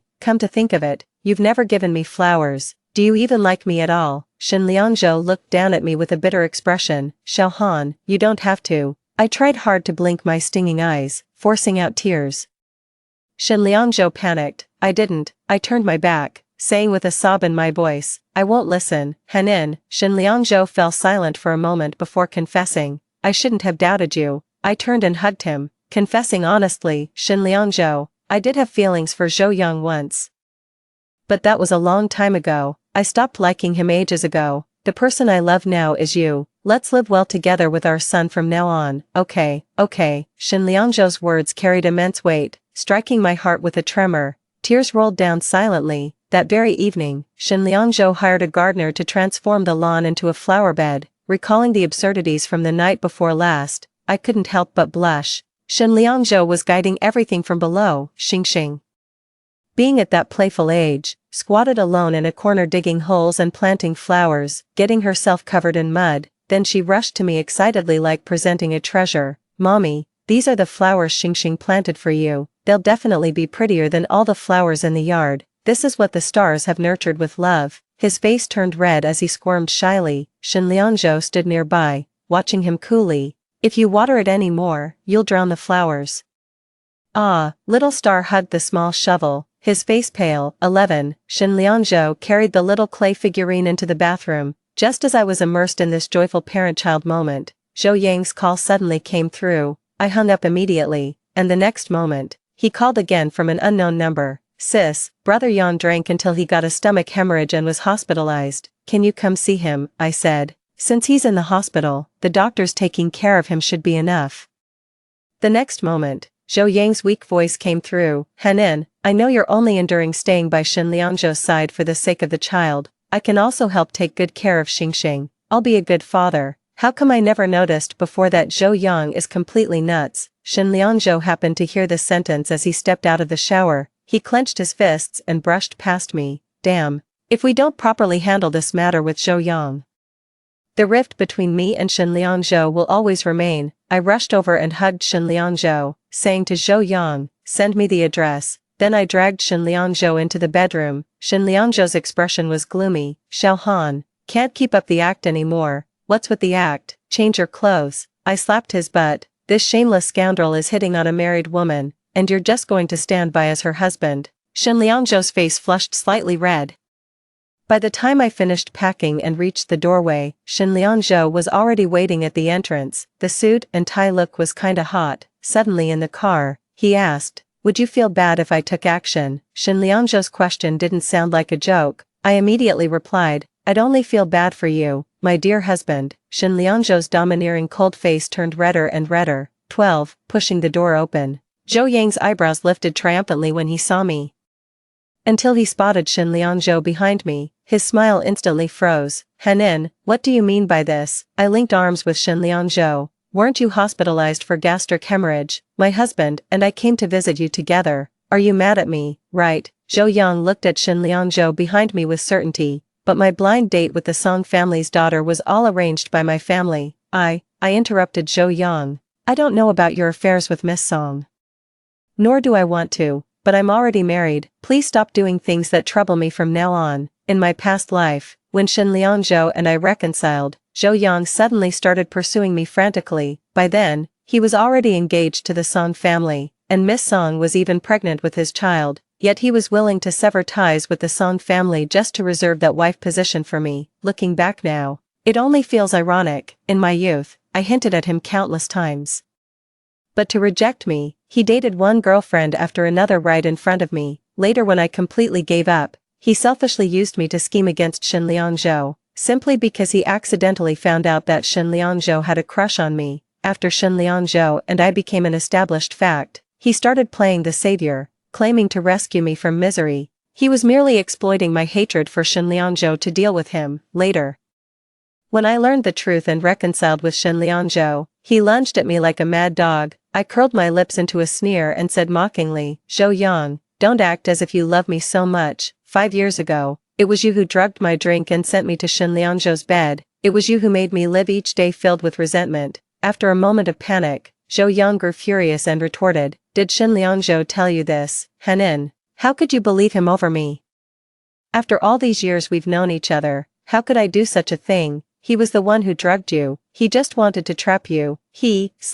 I slapped him so hard my hand was trembling with rage. "So it was you after all." In my past life, outsiders only knew Shin Liangzhou forced me while drunk, unaware we'd both been drugged. At that time, Shin Liangzhou only claimed he had forced himself on me to protect my reputation. Back then, I didn't believe him, convinced he had drugged me, and mocked him as a hypocrite. Panic finally appeared on Zhou Yang's face. "No, let's not meet again. The sight of you disgusts me." Shin Liangzhou heartbrokenly rubbed my reddened palms as we turned and walked out of the hospital room together. "Henin, let me explain," Zhou Yang shouted hoarsely, followed by the sound of him falling off the hospital bed. He lay on the ground wailing repeatedly. "Henin, my leg hurts so much. Once I was kidnapped, and Zhou Yang took a knife to his thigh while saving me. Whenever it rains or the weather changes, his wound starts aching." My steps faltered. Shin Liangzhou gripped my wrist, no longer avoiding but pleading in a low voice, "Don't look back, okay?" I clasped Shin Liangzhou's hand in return and strode out. 13. Once in the car, Shin Liangzhou looked at me with guilt. "When did you find out?" I wasn't sure if I should tell him that I was reborn from the future. Such an earth-shattering matter, even if I told him, he probably wouldn't believe it. I simply said, "Not long ago." Shin Liangzhou held me tightly, his voice hoarse as he said, "That day." "I'm sorry." I hugged him back and replied, "Why are you apologizing? You're a victim too." "I do." He held me tighter little by little. "If I didn't like you, you wouldn't have to suffer such injustice." That night, both Shin Liangzhou and I were drugged, driven by instinct, unable to distinguish right from wrong. Afterwards, I hated him to the core, also because I mistakenly believed he resorted to unscrupulous means to have me. After marriage, I often felt confused when interacting with him. He was clearly disciplined and followed propriety, treating me with great respect, but my vision was clouded by hatred. Moreover, during my pregnancy, my mother threatened to take her own life to force me to keep the child, saying that if I aborted it, Shin Liangzhou would take action against my family. During that period, my relationship with Shin Liangzhou hit rock bottom. Looking back now, I realize it was probably my parents deceiving me intentionally to climb the social ladder by clinging to the Shin family. 14. Soon, it was the 5th wedding anniversary for Shin Liangzhou and me. I planned to give Shin Liangzhou a surprise. After leaving Xingxing with the babysitter, I booked a restaurant and had just sent Shin Liangzhou an invitation message when I received a call from my elder brother Xiao Yi. "Brother, what's wrong? His voice was urgent. Mom suddenly fainted. She's in the hospital emergency now. Come quickly. I was about to ask for details when he hung up the phone. My heart burned with anxiety as I grabbed my bag and rushed out. When I arrived, Mom was lying unconscious on the hospital bed. What did the doctor say? How could she suddenly faint? Hanin, don't panic yet. Have some water first and calm down. I took the water my elder brother handed me, drank it, and asked, what exactly happened to Mom? Xiaoyi looked at me and suddenly smiled. Nothing serious. It's nothing serious. How could I faint? Suddenly, a wave of dizziness hit me. I shook my head and looked at my family in shock. You, completely lost consciousness. When I opened my eyes again, I found myself locked in my old room. The door was bolted shut, impossible to open. I looked around, then picked up a chair and started smashing it against the door. Xiaoyi, get your ass over here. Before long, Xiaoyi walked in while fiddling with my phone. Xiaohan, in the years since you got married, you haven't gained any skills, but your temper has certainly grown. I watched him warily. What do you want? Of course, your brother just wants to help you. He smiled as he handed me the phone. We really are siblings, sharing the same wavelength. You even came up with an excuse for me in advance. I said nervously, what are you planning to do to Shen Liangzhou? He laughed. Haven't you always wanted to divorce Shen Liangzhou? Just wait and see Shen Liangzhou's reputation ruined and taken away by the police. Guess how many years he'll get for the crime of rape. But don't worry, I'll help you fight for custody of your son. Shen Liangzhou's family assets too. I pushed him away and ran out, only to be yanked back onto the bed by Xiaoyi. Hanin, I'm doing this to help you get revenge. If I ask him to drink in your name, do you think he'd actually drink it? I grabbed his hand and stared at him fiercely. So 5 years ago, when I was drugged and sent to Shen Liangzhou's bed, you allowed that too. Xiaoyi laughed at my naivety. My dear sister, you're only realizing this now. You should thank Shen Liangzhou for liking you, otherwise, who knows whose bed you might have ended up in. My whole body turned cold, my heart ached to the point of numbness. Xiaoyi, you're my own brother, so isn't it only natural for you, as my sister, to sacrifice for me? With a loud slam, the bedroom door was locked again. 15. I grabbed a chair and desperately smashed it against the door, but it was all in vain. I was sprawled awkwardly against the door. Suddenly, a gust of wind blew by. I turned to look out the window. Second floor, with the lawn right below. I made up my mind, adrenaline surging. I don't know how I found the courage to jump, until waves of dull pain exploded across my body. I curled up on the ground for a while, then got up, slipped into the garage, and drove one out at full speed. I knew the restaurant's address. If Xiaoyi was going to strike, he'd only book the hotel upstairs. Can't call the police. Xiaoyi found a woman to frame him, and might even turn the tables when the time comes. This kind of thing is simply impossible to explain clearly. Only when I arrived at the hotel did I realize that Xiaoyi had actually used my ID card to book the room. I ran all the way, hoping to make it in time. Reaching the door, I frantically pounded on it. Shen Liangzhou, open up. The door opened a crack, and suddenly, a hand yanked me inside. Shen Liangzhou pressed me against the door with an intimidating presence. Xiaohan, are you here to catch me cheating? He whispered darkly in my ear. But I'm afraid you'll be disappointed. I tried to turn around, but he pinned me against the door, immobile. Shen Liangzhou, it wasn't me. I'm sorry, I'm late. Shen Liangzhou's grip suddenly loosened, and he fell into my arms, his body burning with fever. Shen Liangzhou, I held him tightly, panicking. Call an ambulance. Yes, call an ambulance. Shen Liangzhou grabbed my hand, struggling to say, wait a moment. Wait for what? Until I saw a woman in the room, bound tightly to a chair with sheets, screaming and struggling. Shortly after, his bodyguards took the woman away from the room. Shen Liangzhou had also reached his limit of endurance, clenching his teeth and arching his back. His entire body trembled from the effects of the drug. A tempting flush spreads across the skin, beads of sweat roll down. I held him tenderly, kissing his trembling eyelashes. Let me help you. Okay, no. Hanin will be upset. She'll blame me. She hates me most for forcing her. He seemed to recall that day 5 years ago, and was desperately restraining himself. I watched as he clawed bloody marks into his own arm to maintain his sanity, but soon he couldn't restrain himself from pressing against me again. He rubbed against me while growling at himself in self-loathing. Tie me up, please, tie me up. I was also afraid he might hurt himself, so I used his belt to tie him to the chair. He tilted his head back, presenting his neck like a willing sacrifice, exuding an aura that invited cruelty. I pressed against his tense thigh, He growled at me to get lost. I took the opportunity to sit on his lap and teased, "You let me tie you up, didn't you? Just so I could do whatever I want." No, actions speak louder than words. I leaned down and bit his lips. He was a trapped beast, struggling fiercely yet completely at my mercy. "Don't." The chair could barely contain him. I said maliciously, "Beg me." Shen Liangzhou gritted his teeth and held on for a long time, but ultimately pressed against my shoulder and pleaded in a low voice, "Please, good boy," until the sky turned pale. 16. The next day, when Shen Liangzhou's assistant brought him clothes, he was so frightened by the ligature marks on both wrists that he didn't dare to breathe. The look in their eyes towards me held a bit more admiration. "All right. I did go a bit overboard last night." But who could resist Shen Liangzhou's allure? Shen Liangzhou leisurely changed his clothes. My gaze kept drifting to his wrists, and within seconds, Shen Liangzhou was blushing from the attention. Ahem. After a long while, Shen Liangzhou looked at me and asked, "How do you plan to handle what happened last night?" "Let's report it to the police." My brother was involved too. He's the kind of person who won't stop until he gets what he wants. After saying this, I couldn't describe the mixed feelings in my heart. I never imagined my own family would treat me this way. I've always known that in their eyes, profit comes above all else.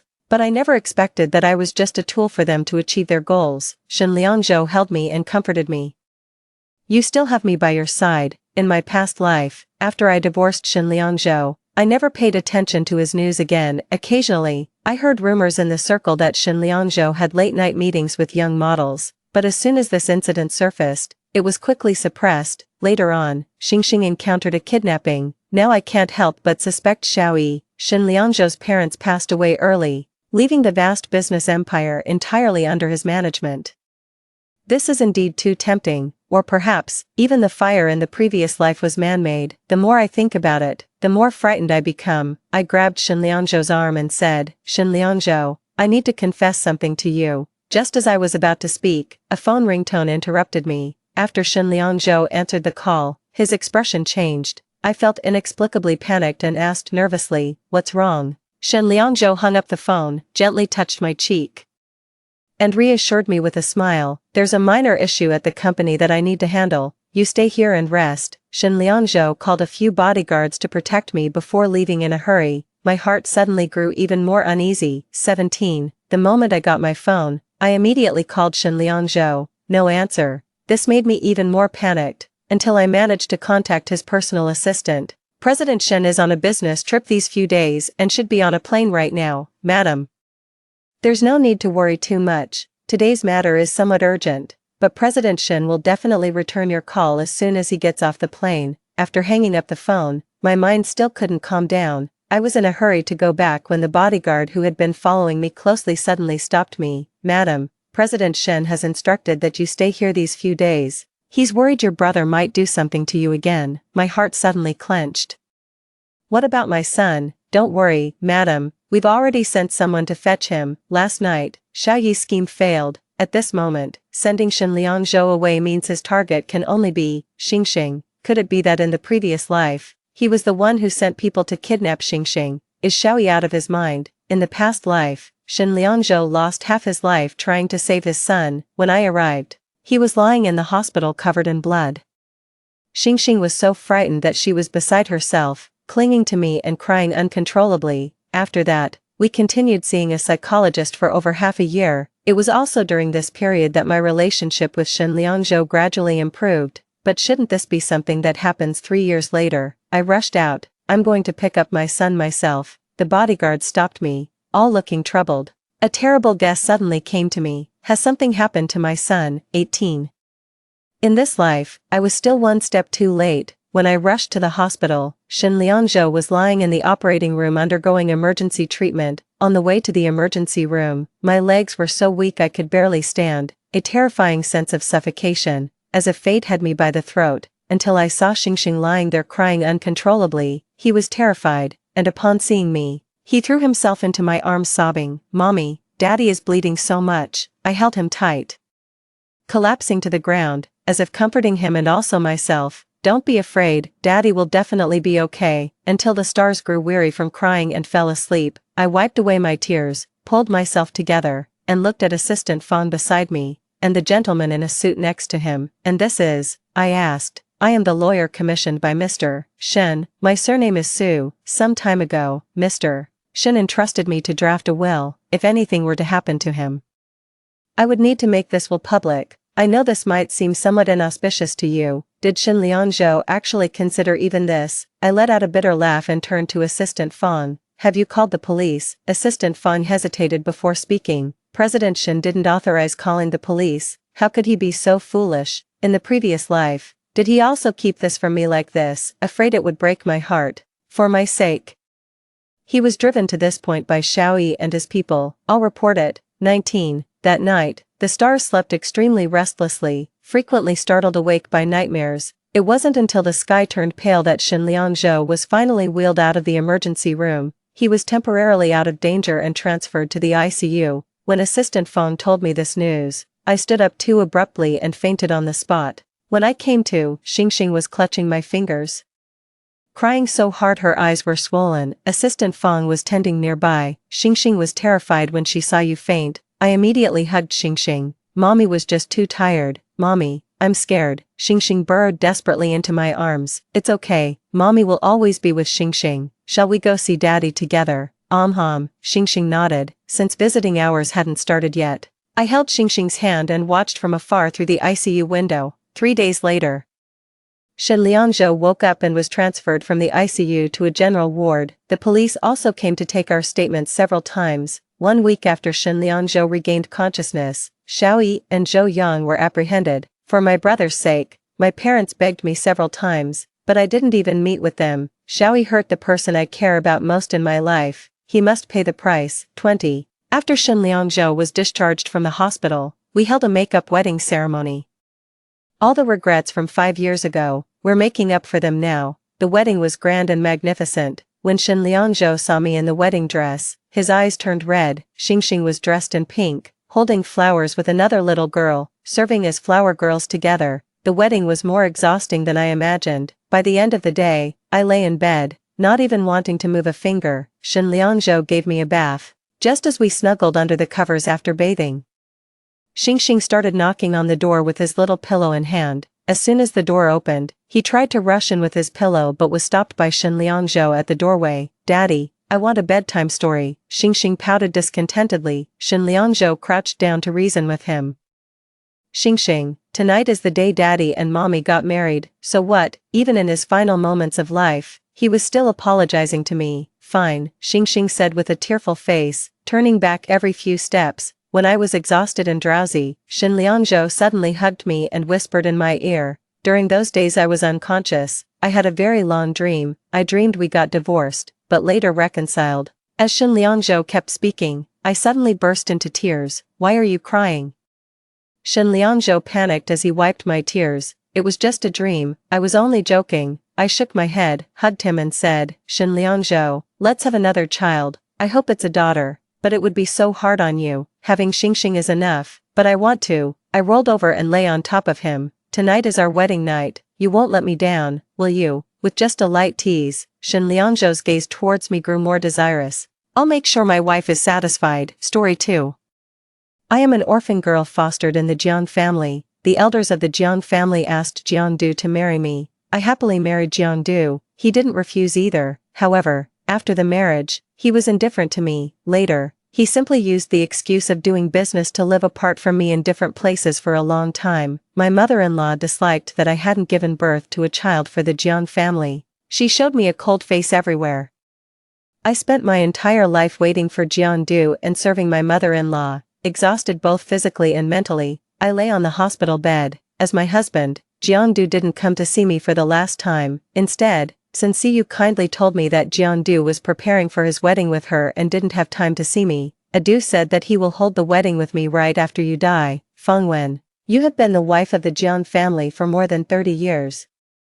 My child and I have no status, you should be content. Only then did I know that Jiangdu actually had another family outside. He had a lover and a child. I was the only one who was all alone. When I opened my eyes again, I went back to the time when I was in the Jiang family. Jiangdu's mother was still joking. Wenwen, do you like our Jiangdu? I don't like him anymore. In this life, I want to do the things I truly like. 1. It seemed that I could still smell the smell of the disinfectant in the hospital at the tip of my nose. The torture of the illness was still there. In front of me was Jeon-Do's mother, that is, my mother-in-law in my previous life, who was still asking, Won-Won, do you like our Jeon-Do? What do you think of marrying a Do after graduation? In the living room were the friends of the Jeon family and my parents when they were alive. The woman was so kind and gentle, full of love. She was completely different from the difficult and fierce person in my memory of my previous life. Because Jeon-Do and I spent very little time together, I had no chance to get pregnant at all. She found all sorts of ways to torture me. I had to drink the extremely bitter medicine for getting pregnant every day without fail. She invited the goddess of mercy for bestowing sons and ordered me to kneel in front of it every day and chant scriptures and pray. This was not the worst.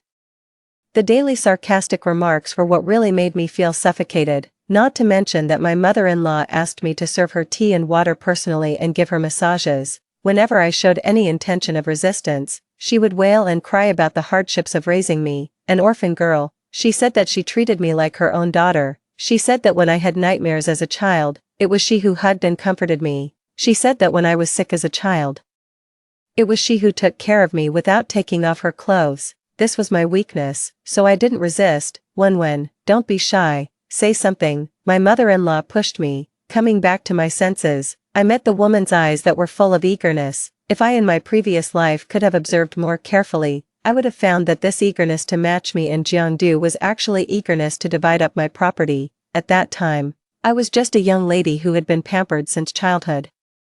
I had just experienced the great blow of losing both my parents, and I thought I had found a family and comfort in the Jeon family. How could I have thought so much? But now, I have experienced more than 30 years of a marriage in name only. I have experienced the torture when my mother-in-law tore off her disguise. I can see everything clearly now. So I stood up and smiled. Auntie, you seem to have misunderstood. I only regard Jeon-Do as my elder brother, and after graduating from high school, I still want to go to university, too. My mother-in-law's face suddenly turned pale. Asking me today in front of everyone whether I liked Jeon-Do was originally to confirm my marriage with Jeon-Do. In this way, it would not be criticized for coaxing me to spend the property in my name. My mother-in-law quickly reacted. She naturally stood up and hugged me, and said to everyone, this girl is just shy. Adieu. Take Won-Won for a walk in the garden. Jeon-Do was sitting on the sofa opposite.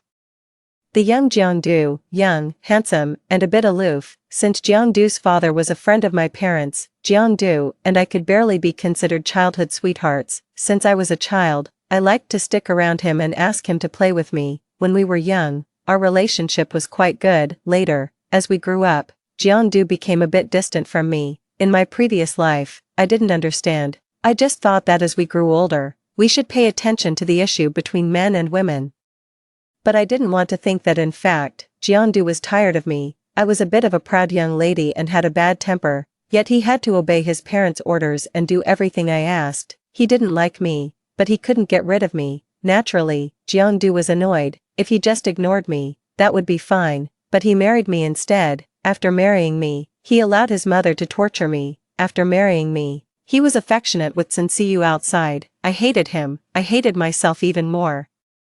I was blinded by my feelings and lived such a miserable life. I clenched my fists and then slowly released them. I gently broke free from my mother-in-law's hug. I still had a smile on my face. It's okay, brother. You're going to meet classmates and see you later, right? If you like someone, you should bring them home early, one of the guests said. So Jeon-Do already has someone he likes. Then your mother is just matchmaking randomly. Only then did I look at Jeon-Do directly. His face was even worse than my mother-in-law's. The corners of his eyes were slightly red. I didn't bother to look anymore. I greeted everyone present and left on my own. 3. After leaving the living room, I went straight to the mailbox in the front yard to search, among the letters one by one. I finally saw the one with me as the recipient, Fong-Wen. Jeon-Do's voice came from behind. I quickly turned around and hid the letter behind my back. What kind of temper are you throwing today? I frowned. What's wrong? You confessed to me yesterday, and today you say you regard me as your brother. Can you change your habit of doing things on a whim? My mother treats you like her daughter, and you embarrassed my mother in public. I looked at him silently. I remembered my previous life. After the marriage, my mother-in-law also embarrassed me in front of others. I just complained to Jeon-Do about it once, and it caused his resentment. He said, "Isn't my mother good enough to you? You can't stand it when she says a few words." So now I also returned these words to him. "Auntie treats me like her daughter. Can't a daughter say a few sincere words without being able to stand it?" He was speechless. He let out a sigh. "You're acting very strange," in his opinion. I was naturally acting strange. After all, after my parents passed away in my previous life, I truly regarded the Jiang family as my home. I changed my previous arrogant temperament, not to mention speaking back to my mother-in-law a few times, even to Jiang. I carefully tried to please him. I sneered. "So, what are you angry about? Didn't you hate it when I chased after you? Now I say I don't like you. Just as you wish." I wanted to leave after saying that. I still had to open the letter in my hand, but Jiang said, I don't have that intention, that doesn't matter, those things don't matter, Jiang, whether you love me or not is meaningless." Upon hearing this, Jiang frowned. "You don't like it when I say something nice either, Fangwen, you're still so difficult to get along with. After my parents passed away, I had no one to rely on, so." Jiang's attitude towards me also changed a lot. He didn't dare to speak loudly to me before. But now he said in my face that I was difficult to get along with. Am I difficult to get along with? I just didn't act according to his wishes. The so-called saying nice words from him was just to stabilize me first. It would be best to coax me into getting engaged to him. In my previous life, right after the engagement, he used the excuse that the company's business expansion needed funds. He asked me to take out most of my assets to pave the way for him. At that time, private businesses were being liberalized. There were opportunities to get rich everywhere. With my help, Jiang took over the real estate and non-staple food businesses in the entire Weiqing and became the richest man in the local area. During the more than 30 years of my loveless marriage, everyone envied me for being the wife of the richest man, but they didn't know that without me, Fangwen, Jiang, wouldn't have had the chance to reach such a height at all, in this life. Let me stand at a high place, I'll just look down on the clowns in the Jiang family, watching them jump around and have their wild revelry until they bring about their own destruction. Too lazy to say more, I smiled. I'm just difficult to get along with. So what? If you don't like it, hold it in. 5. When I returned to my room, I couldn't wait to open the letter. In fact, I still have an uncle. He and my mother are half-siblings and now live in the United States. I met this uncle once, at that time. He came to our house to ask for help because he wanted to treat his old mother's illness. My parents gave him a lot of financial support and also introduced a good hospital to him. Later, our two families visited each other from time to time. We lost contact in recent years. In my previous life, I didn't know that in fact, my uncle went abroad to seek his fortune and accidentally became prosperous. It was already a year after he learned the news of my parents' car accident and death. He found out that I was adopted by the Jiang family, so he wrote to contact me. The letter was sent to our original home and then was transferred to the mailbox of the Jiang family. My mother-in-law always knew that there was a letter for me, but she chose to hide the letter and didn't say anything. It was only many years later that I knew that my uncle had been sending me money and letters all the time, but by then, it was already too late. After reading the letter, I learned that my uncle couldn't return to China for some reasons, so he chose to contact me by letter. The letter said that this was his 10th letter, and the content was no different from the previous ones. It was just to introduce his situation abroad and then comfort me. He asked me if I was willing to go to the United States. At that time, the United States was very advanced. It had top-notch education and majors at that time. There were $10 with a large amount in the letter. And there was also a plane ticket to the United States. My nose felt sour. It's so good. I'm not an orphan girl. I still have family. The boarding place is in the neighboring city of Shanghai, and the date is 4 days later. I pulled myself together. Next, I need to deal with the inheritance left by my parents. I won't touch the real estate. These locations are good, and there is hope for appreciation in the future. I will deposit the money separately. I'll take half of it abroad and leave half in the bank. Also, I don't know my uncle very well, so I need to make sure it's safe before I can get in touch with my uncle's family. 6. Fortunately, the college entrance examination was already over. I used the excuse of going to play with my classmates to go out. It's also convenient to deal with things. I happened to meet my classmates at the bank. They were delighted and said, "We were just going to look for you. Come on, let's go to the class reunion." The location of the reunion was chosen in the largest KTV in the city. At that time, singing karaoke was still a very fashionable thing. When I went there, Jiangdu was also there. Someone joked, "What's the matter? Fangwen isn't following you today." "Yeah, where's your little wife?" Jiangdu played with the lighter. "I'm so annoyed. I'm glad she's not here and I can have some peace. Also, I don't like Fangwen." The laughter of the crowd rose and fell. "Then who do you like?"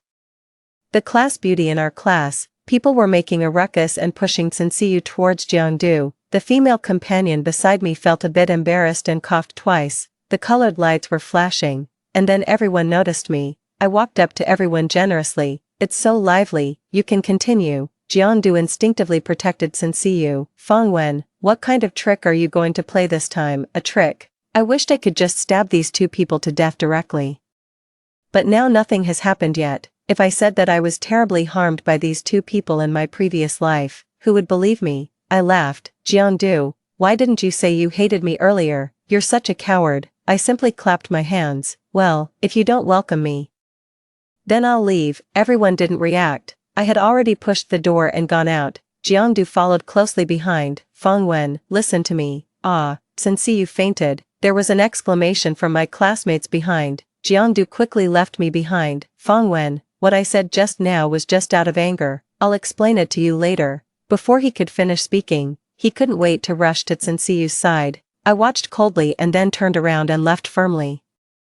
"There won't be another chance to explain. In 3 days, I will go to the United States. From now on, I will no longer think of you, and you don't think of me either." 7. The next day, I tidied up my room. I threw away what should be thrown away. My mother-in-law came over and indirectly asked me which university I was applying for. Of course, I wouldn't tell her that I was going to study abroad.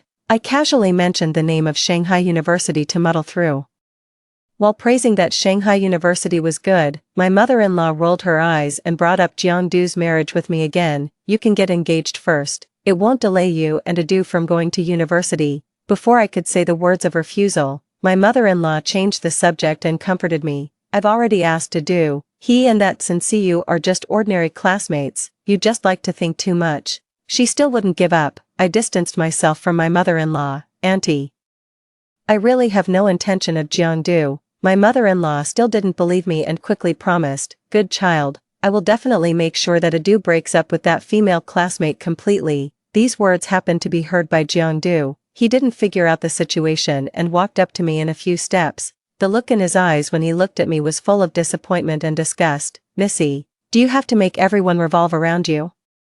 Sensiyu is in poor health and her family condition is not good. I took a little more care of her. You just have to make it known all over the world and even tell my mother about it." As if venting his anger, he tugged at the crystal necklace in his hand. The crystal beads fell one after another. They rolled around and disappeared in all directions. "I originally wanted to give this to you as an apology, but now it seems there's no need. I'll just tell you clearly. There's nothing between me and Sensiyu. I won't distance myself from her because of you either." After venting his anger on me, Jiangdu kicked open the trash bin at the door that I used to throw away waste. The trash bin fell to the ground as he kicked it, and all sorts of things inside, such as dolls and small ornaments, rolled out one by one. Jiangdu's eyes suddenly turned red. "These were all given to you by me." "Yeah, I don't like them anymore, so I threw them away." As I said that, I kicked away the crystal beads that rolled to my feet. They were such annoying things. "I will board the plane to the United States in 2 days. The distance from Weiqing to Shanghai is not short. I have to go to Shanghai in advance. My passport was already done when I went abroad for a trip before. I don't have many things either. The valuable jewelry, property certificates, etc., are all stored in the bank safe." Coincidentally, Jiangdu's parents went to other cities to do business, so I won't say goodbye to them in person. They did take care of me for many years, but it was just for those inheritances. My uncle sent some money, but my mother-in-law of the Jiang family secretly kept it for herself. It was enough for my food, drinks, and daily expenses over the years. When I went out carrying a small suitcase, I met Jiangdu and Sensiyu in the living room downstairs. The two of them seemed to have just come back from outside. The small suitcase in my hand caught Jiangdu's attention. He asked, "Where are you going? Are you going to complain to my mother again?" "I'm not interested in that." I motioned for the two of them not to block my way. "I'm going to play at a classmate's house. Auntie and the others know about it." I wasn't lying. I had indeed told my mother-in-law of the Jiang family that I would stay and play at a classmate's house for 2 days. Jiangdu was still in a bad mood and said indifferently. "Come back by yourself then, I won't come to pick you up." It didn't matter to me. Sensiu, who had been ignored, suddenly came over and said in a pitiful tone, "Classmate Feng Wen, I was just kicked out of my home and have nowhere to go. Jiangdu was kind enough to take me in. I heard from Aunt Jiang that you had an unpleasant experience with Jiangdu because of me. I'm so sorry." "You don't need to say sorry to her." Jiangdu held Sensiu's wrist. "If she hadn't been so talkative, my mother wouldn't have bothered you." They really were a loving couple. I thought it was very boring and just walked forward on my own. Behind me, Sensiu's weak and pitiful voice continued, "Jiangdu, don't you want to go and coax classmate Feng? Don't mind her, she has nowhere else to go. Sooner or later, she'll come back." Jiangdu said it with certainty. There was a hint of coldness and disdain in his tone. I paused for a moment, and then quickly continued walking forward. It turned out that their family thought I had nowhere else to go, so they bullied me like that. It didn't matter. "If we meet again, I'll also make you taste what it's like to have nowhere to go." 9. On the first day Feng Wen left, Jiangdu didn't feel anything unusual. On the second day, he asked the servant at home irritably, "Has the young lady still not come back?" The servant shook his head. The young man's handsome eyebrows furrowed deeply. "She really has the temper of a young lady. If she likes staying outside, then she can just never come back." After saying these harsh words viciously, he asked the servant again, "Did the young lady say which classmate's house she was going to?" The servant still shook his head. Jiangdu felt even more annoyed. It was as if there was a stone pressing on his heart. It made him unable to breathe easily. When he passed by Feng Wen's room, something seemed to be flashing beside the broad-leaved potted plant by the door. He thought of something. He bent down and picked it up. It was a lonely crystal bead. Jiangdu was a bit stunned, then he squatted down and, as if possessed, wanted to look for other beads. A trace of regret welled up in his heart. Why did he break the necklace? This was clearly a graduation gift he had wanted to give to Feng Wen. Shiny accessories were Feng Wen's favorite. He had always known that Feng Wen had a bad temper, but she had restrained herself a lot after her parents passed away. He also knew that. Why did he have to make her unhappy? He thought that when Feng Wen came back, he would honestly apologize to her. However, he waited for 1 day, 2 days, 3 days, but still didn't see Feng Wen come home. The unease in his heart reached its peak. He started calling Feng Wen's close classmates. The answers he got were all that they hadn't seen Feng Wen. He didn't believe it. He went to look for her from one place to another. Still, there was no trace of Feng Wen, until he opened the door of Feng Wen's bedroom. In the room that was originally decorated warmly, those dolls he had given were gone. Feng Wen's clothes and shoes were all gone too. The room became much emptier all of a sudden. Jiangdu searched the room eagerly, trying to find the traces that Feng Wen had once lived here. But all he found was a piece of letter paper pressed on the table by a book. "I've left, Uncle and Auntie, don't worry about me." There were only 9 words, and not even a single punctuation mark belonged to Jiangdu. 10. After the plane landed, I didn't immediately call according to the contact information my uncle had given me. Instead, I entrusted a detective to find out about my uncle's family situation. It didn't need to be very in-depth. Just a simple understanding of whether the family was harmonious, etc. I thought that no family that was already in chaos would be willing to accept a strange relative. Fortunately, the news I got was that my uncle had a rather large farm in a certain state. My uncle had a good reputation locally. The family members were simple, and they got along harmoniously. I also made the worst plan. If my uncle wasn't reliable, I could also study in the United States on my own. It wasn't a big deal. After finishing the investigation and buying gifts for everyone, I contacted my uncle. When he learned that I had already arrived, he came to pick me up immediately. 3 days later, I finally arrived at my uncle's farm. My uncle was more than 10 years older than my mother. Because of his early gold mining experience and exposure to the sun and wind, he looked even older. He wasn't good at expressing himself, especially when facing me. He just sighed, "You really look like your mother." Then he gave me a card and told me to spend as I liked. He took me to ride the horses on the farm and allowed me to bully the big dog he raised. The big dog? Who did I offend? My aunt was a slightly plump white woman. She could make delicious desserts. Let me say quietly that the desserts were delicious, but they were really cloying if you ate too much. But she was so enthusiastic. She made all kinds of pastries for me. My uncle's son was already married, and his wife was a Chinese American. Thanks to this elder brother and sister-in-law, I could still eat some Chinese food. My uncle's daughter was only 1 year older than me. When my elder sister saw my decent and proper dress, she shook her head exaggeratedly. God, don't let those ugly clothes insult your perfect figure. Okay, then she took me to go on a crazy shopping spree in the city. With her around, I quickly integrated into the local young people. After the summer vacation, it was time to go to university. With my uncle's connections, I directly went to the university my elder sister attended. I chose the finance major. There was no other reason. My previous life experience combined with my current property and capital were enough for me to make a career. 11. The life in the United States was warmer than I had imagined. During the holidays, I played crazily on the farm and helped with some miscellaneous work. At school, I attended classes and did homework together with classmates from all over the world. In my sophomore year, after conducting sufficient research, I decided to start with some import and export trade business to gain experience. I had a talk with my uncle. He didn't deny my decision. Instead, he asked me if I had enough money and whether I wanted him to introduce some bosses to me. It would be better to have someone to guide me, as I would avoid many detours, but for a novice like me, it wasn't a big deal to take some detours. I was still young, with enough time and money, and I could afford to make mistakes, so I, together with 3 other classmates in my class, invested capital to start a small company. We exported American clothing and food to neighboring countries. A year later, in my junior year, the company made a small profit. However, my classmates had different thoughts. Some wanted to start their own businesses after making money, and some thought the company's profit was unstable and ran away. Just like that, the company was dissolved. The experience of running the company accumulated a lot of experience for me. If I were the source factory for the imported and exported products, I would earn more. I made plans and investigations again, preparing to start another company before graduation. In my spare time, with the money I earned, I bought a car for my uncle.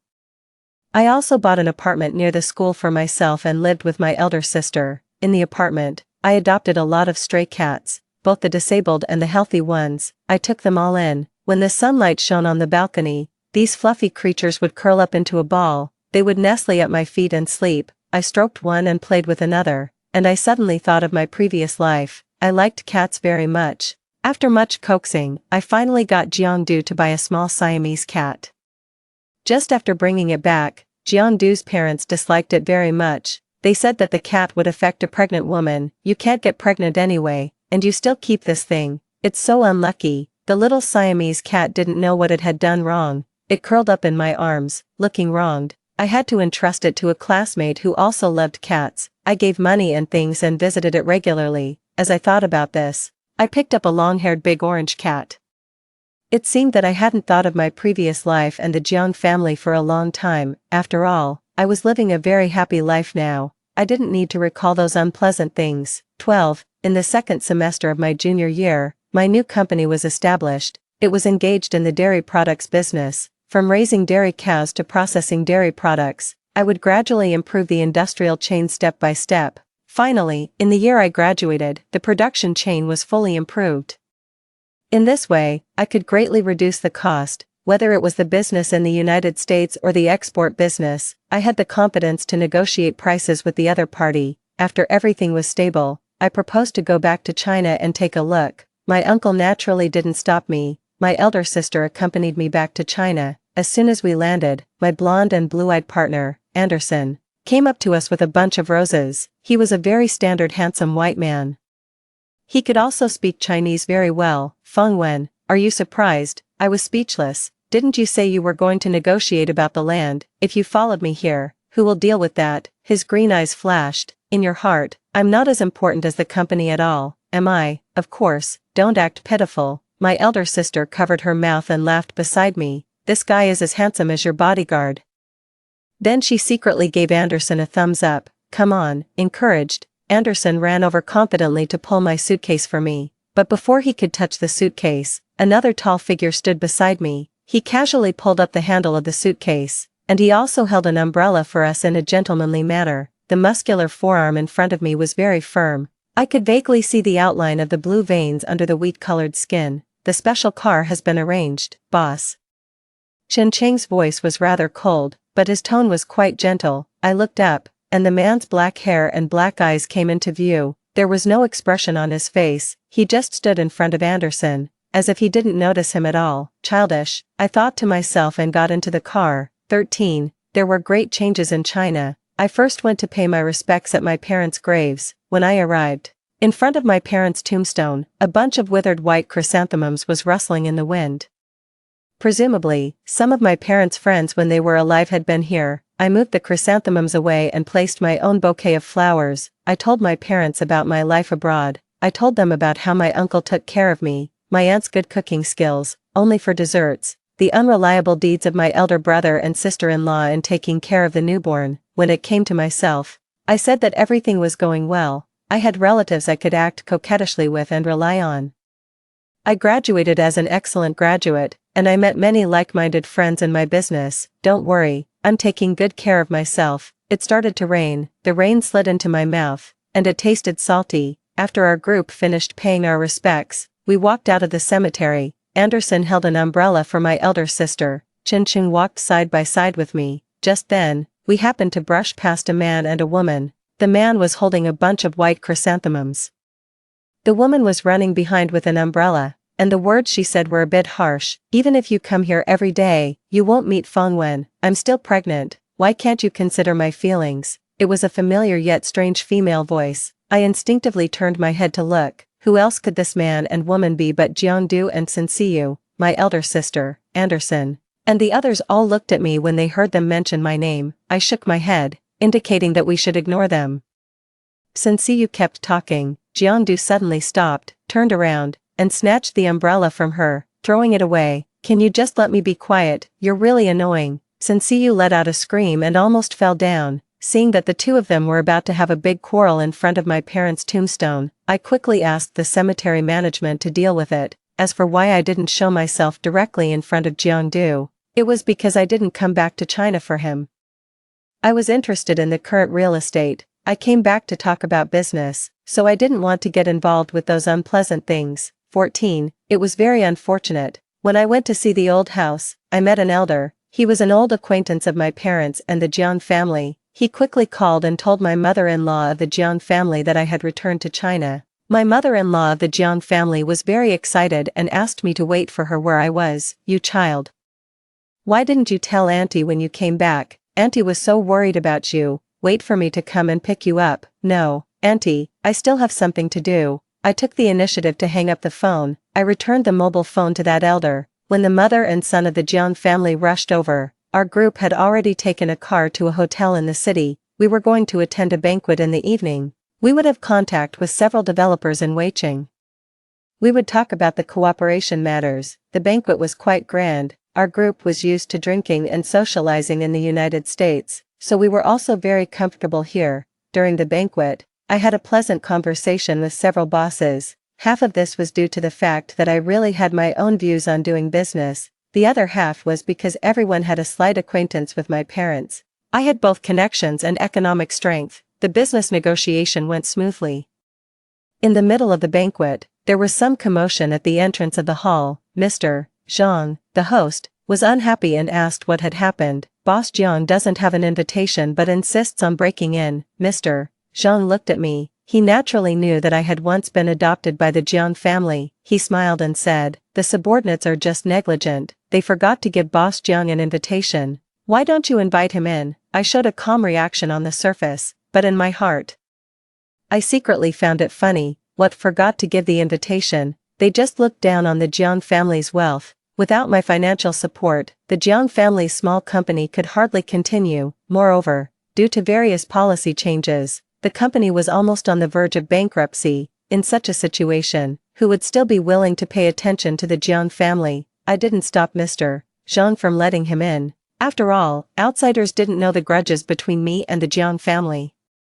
If it spread that I was ungrateful, that wouldn't be very good. On the surface, I still maintained my dignity. 15. Jiangdu's gaze locked onto me in an instant. He was wearing a semi-old high-end custom-made suit. Because of the previous pushing and shoving, it had become a bit wrinkled. He didn't care to tidy it up and strode towards me. When, you're finally back. The eagerness in his eyes was like a lit lamp.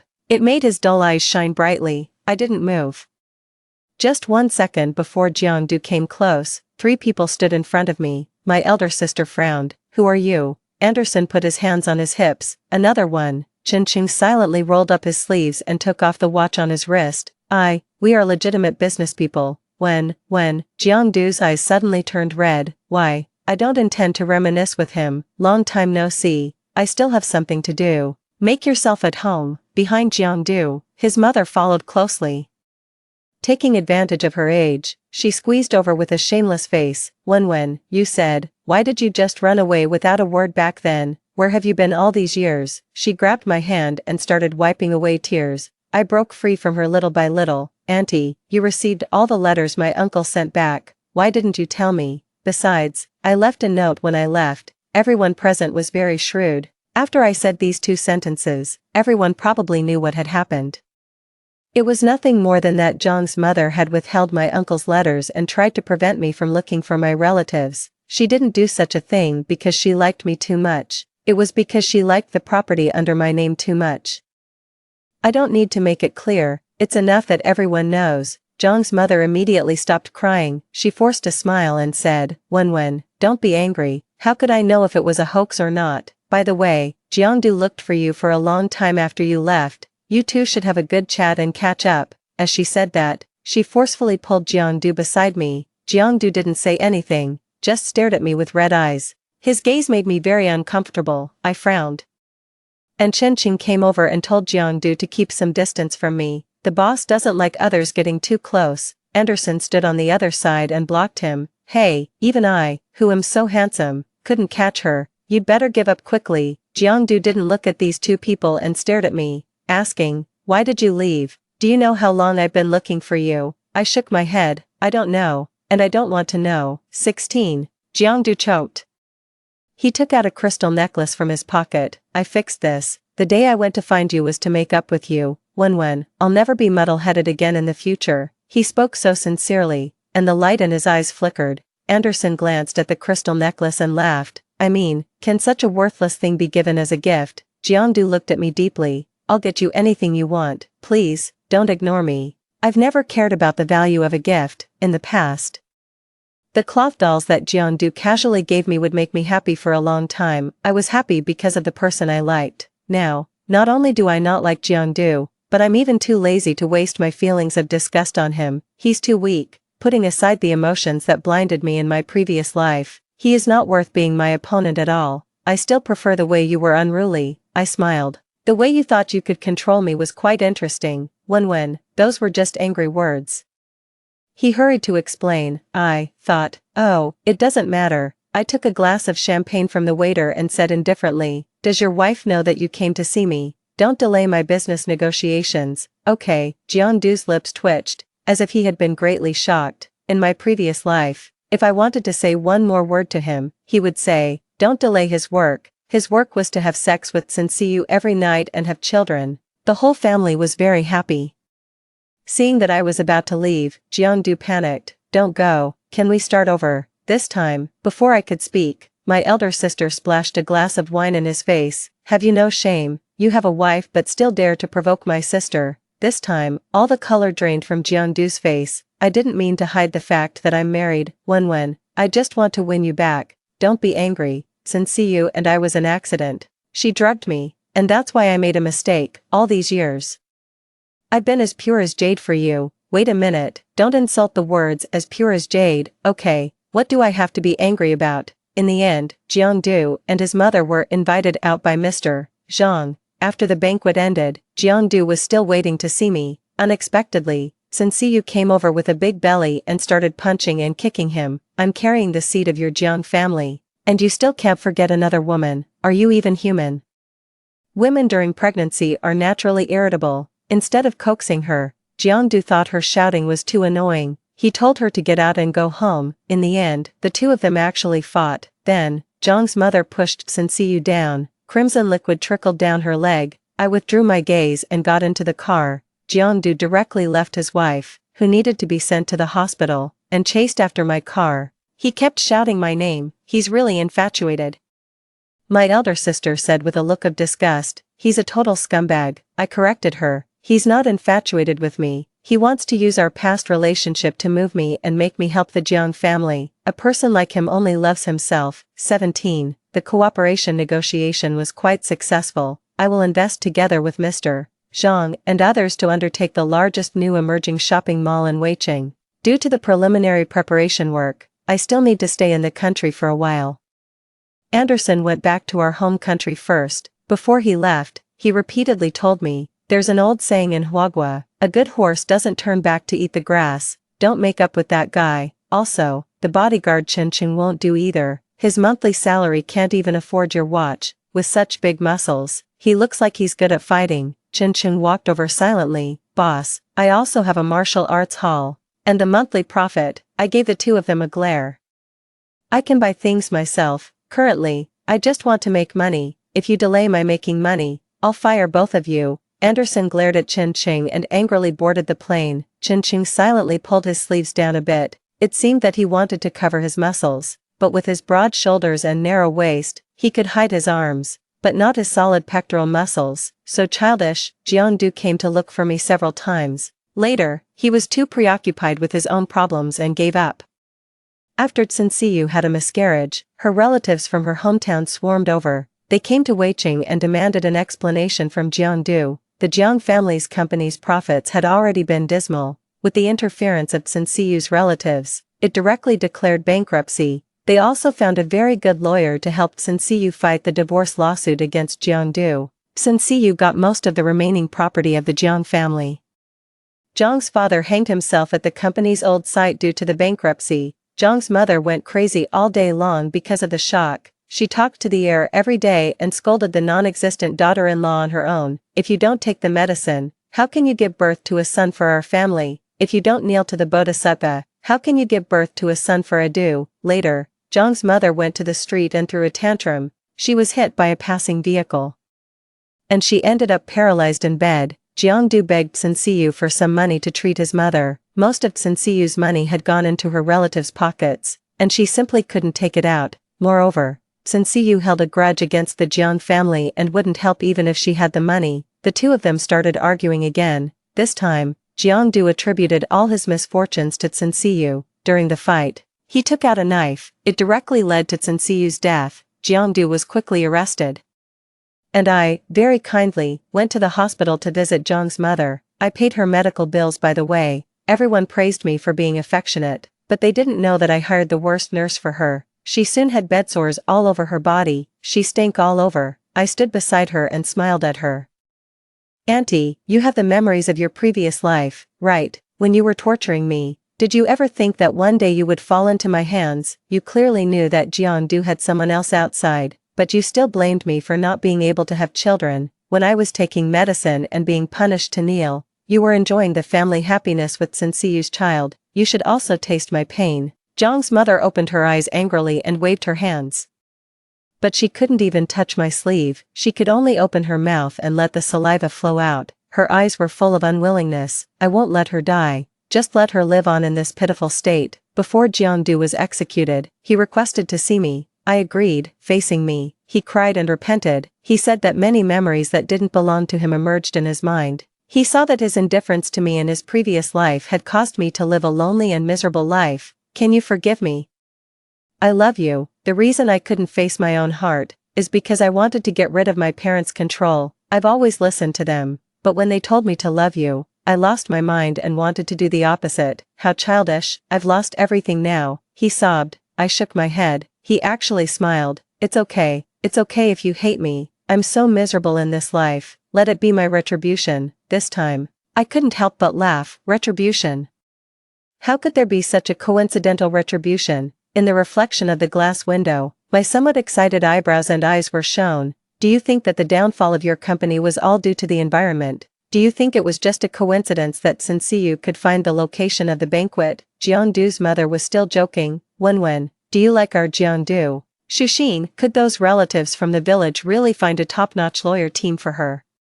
Jiang Du's face turned pale little by little, until there was not a trace of blood left. However, his eyes were bloodshot. "You hate me this much. Why shouldn't I hate? In my previous life, I didn't do anything outrageous, but I ended up living a life that was neither human nor ghost. It was because the Jiang family coveted my property, they ruined my whole life. In this life, I've just done a little bit of manipulation. I've been very merciful already.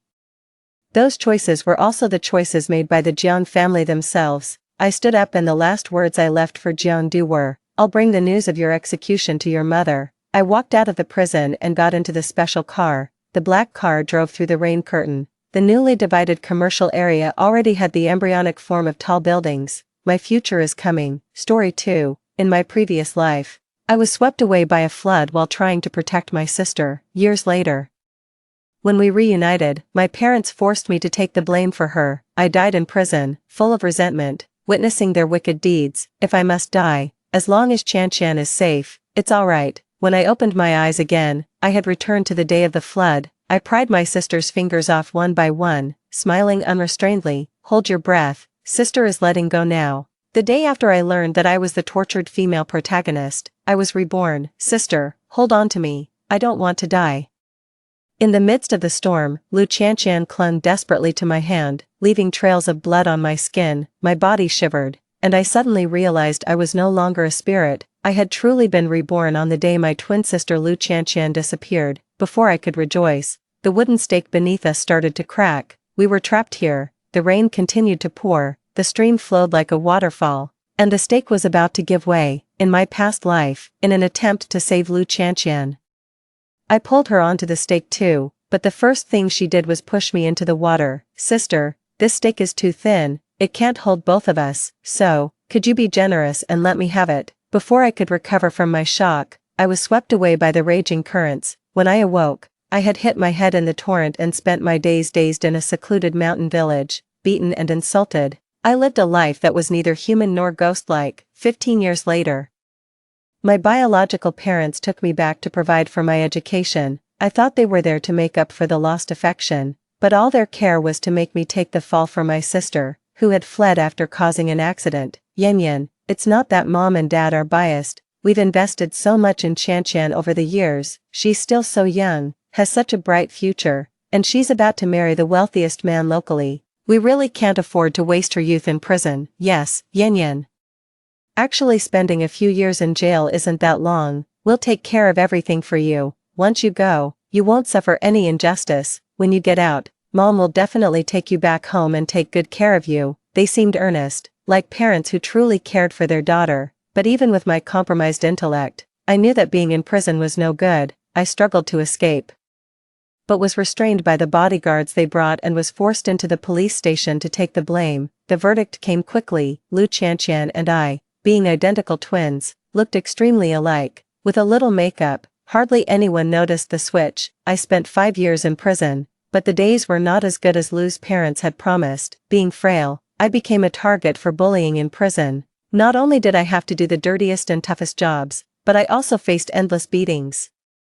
Every month when the supplies were distributed, even my sanitary pads were confiscated by the so-called big sister. Under their care, I mysteriously lost a kidney. Perhaps fearing retribution, the Lu family gave me a sum of money after I was released, but by then, I was drained of life and soon died full of resentment. After my death, my soul returned to the Lu family. Only then did I learn that all the suffering I endured in prison was orchestrated by Lu Qian. A fool like you deserves to be my sister and share the Lu family's wealth. Even on that stormy day years ago, when she insisted on going out in the rain to buy snacks, I went with her out of concern for her safety. That was when the floodwaters swept her away. Sister, help me please. The splashes from the heavy rain almost obscured the face of Lu Qian. As she struggled to call out, she desperately pulled me forward, crawling. The pain of my nails cutting into my skin snapped me back to reality. Seeing her still somewhat immature face, the corners of my lips curled up further. Are you thinking that this wooden stake is too thin to support both of our weights? Or are you thinking, once you get on it, you can push your sister down and save yourself? A flash of shock passed through Lu Qian's eyes, mixed with embarrassment at having her thoughts exposed. But after all, she was still a child, not yet mature, with doubts in her heart. She naturally voiced them out, murmuring, How did you know? Of course, I knew, because I was thinking the same thing. As if she guessed what I was about to do, the color drained from Lu Qian's face. Sister, don't do this. I am your sister, your full sister. Tisk, TSK, TSK, now she remembers we're full sisters. I made a silencing gesture with my hand, and then, under her horrified gaze, I pried her already weakened fingers off one by one. Hold your breath, sister is going to let go now. Lu Qianqian disappeared. From then on, the Lu family was left with only one child named Lu Yanyan. My parents posted notices and advertisements, but I was in my room, my eyes swollen from crying, not from sadness, but from overwhelming joy. Though tears streamed down uncontrollably, my smile was broader than an AK. Seeing me like this, my parents thought I was distressed by my sister's disappearance. Their hearts softened,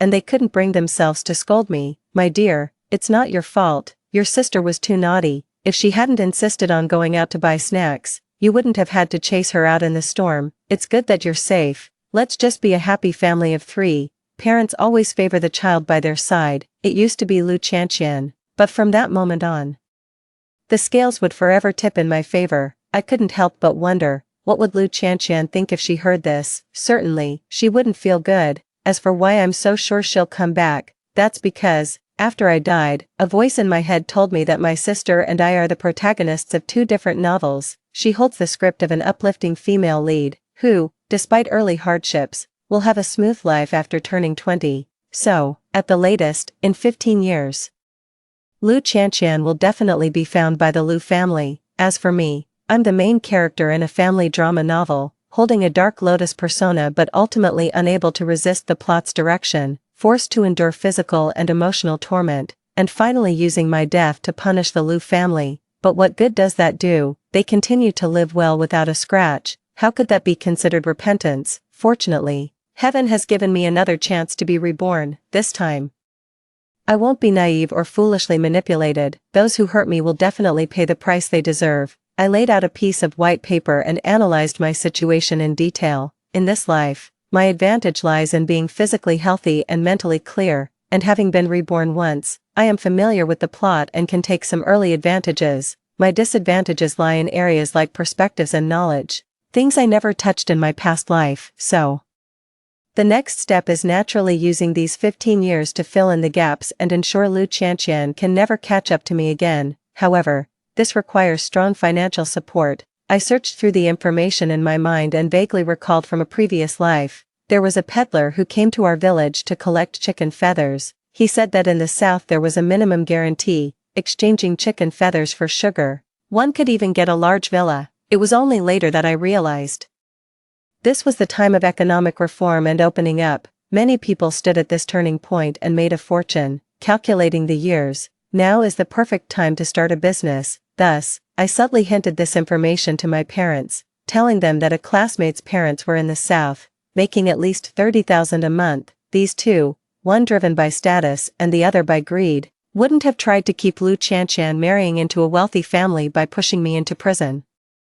Using every effort at their disposal, after discussing all night, the next day they stopped searching for Lu Qianqian and took me south to trade in mobile phones. Let's set aside the matter with our daughter for now. If we miss this chance to make money, we might never get rich again. On the rumbling train, the whistle sounded long and lingering. Vast wheat fields hurried past before my eyes. I leaned on my palm, listening to their loud scheming, and couldn't help but laugh out loud. How tiring it is to make money oneself. It's much more satisfying to have your enemies work hard to support you. I just wonder what expression Lu Qianqian would have, after going through so much trouble to find her way home, only to discover that her family had long since disappeared. Since she was young, she had a tendency to get lost, but no matter how many times she wandered off, she would be returned home by kind-hearted people within at most half a month. But this time, I moved the home away. My dear sister, how will you come back now? In the warm sunshine, I lazily stretched. 15 years of good times. Let me, Lu Yanyan, enjoy them. Several years later, under my guidance, my parents successfully started their own business. They treated me as a lucky star, showering me with more affection and even transferred 10% of the company shares into my name. This was not because they loved me so much, but because they believed that I could bring them greater profits. By the age of 12, I had become a well-known little rich girl, attended to by personal staff wherever I went, but it still wasn't enough. I had to prepare for Lu Qianqian's return in 8 years. I quietly returned to Qin City and found Tan Jiahe being whipped by his uncle, shirtless, My money and your aunt's isn't blown by the wind, you loaf around here, eat for free, and don't even work hard. I let you read books. I let you not feed the pigs properly, yet clearly, Tanjiahe was only 10 years old. A man's son was munching on a steaming hot sweet corn, continuously egging his dad on to keep hitting, yet the young boy endured silently, his stubborn back straight and firm, showing no sign of weakness. This was the second time I saw him, the last time was at my grave, after being released from prison, knowing I was beyond help. I donated all the money from my parents to children who couldn't afford school. Tanjiahe was the only one among these children who came to the cemetery to mourn me.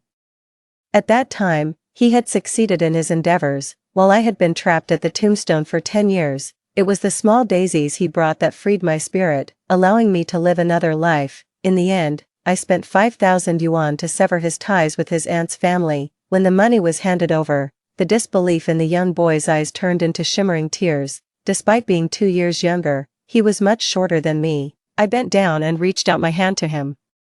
Would you like to come with me? The boy didn't hesitate. Yes, it's going to be tough. I'm not afraid. Such a firm gaze. It had been a long time since I had seen him. I took off my coat and draped it over his frail body, then led him to the car. Behind us, my greedy uncle's family was still counting money. They didn't know that the money was sequentially numbered, and that I had bought it at a high price from a thief. Soon, they would be imprisoned for a few years on charges of theft. I held Tanjiahe's hand as we got into the car. The young boy was initially timid, worried about staining the seats with the dirt on his clothes. You're coming home with me as a younger brother. If you aspire to rise above, don't ever feel inferior deep down. I told him. The boy's demeanor changed, and he confidently stepped into the car. Just as the car door closed, a sudden shout came from behind. Sister, is that you? It was your mom. I felt a headache coming on. Has her dramatic flair become so strong that we could encounter her like this? The butler, noticing the striking resemblance between Lu Qianqian and me, murmured, Miss, is this? However, before I could speak, Tanjiahe's cold gaze swept over, and he spoke first. Don't ask about things that aren't your concern. Well, he's quite the quick learner. Pleased, I smiled faintly. The young master has spoken. You know what to do when we get back. After a moment's thought, the butler pressed the accelerator and sped off. Miss, rest assured, I saw nothing. Behind us, Lu Qianqian had caught up, but just as she leaned on the car door, mud splashed by the wheels covered her. She lost her balance and face planted into the snow, trying to catch up. Her overly large shoes caused her to frequently fall.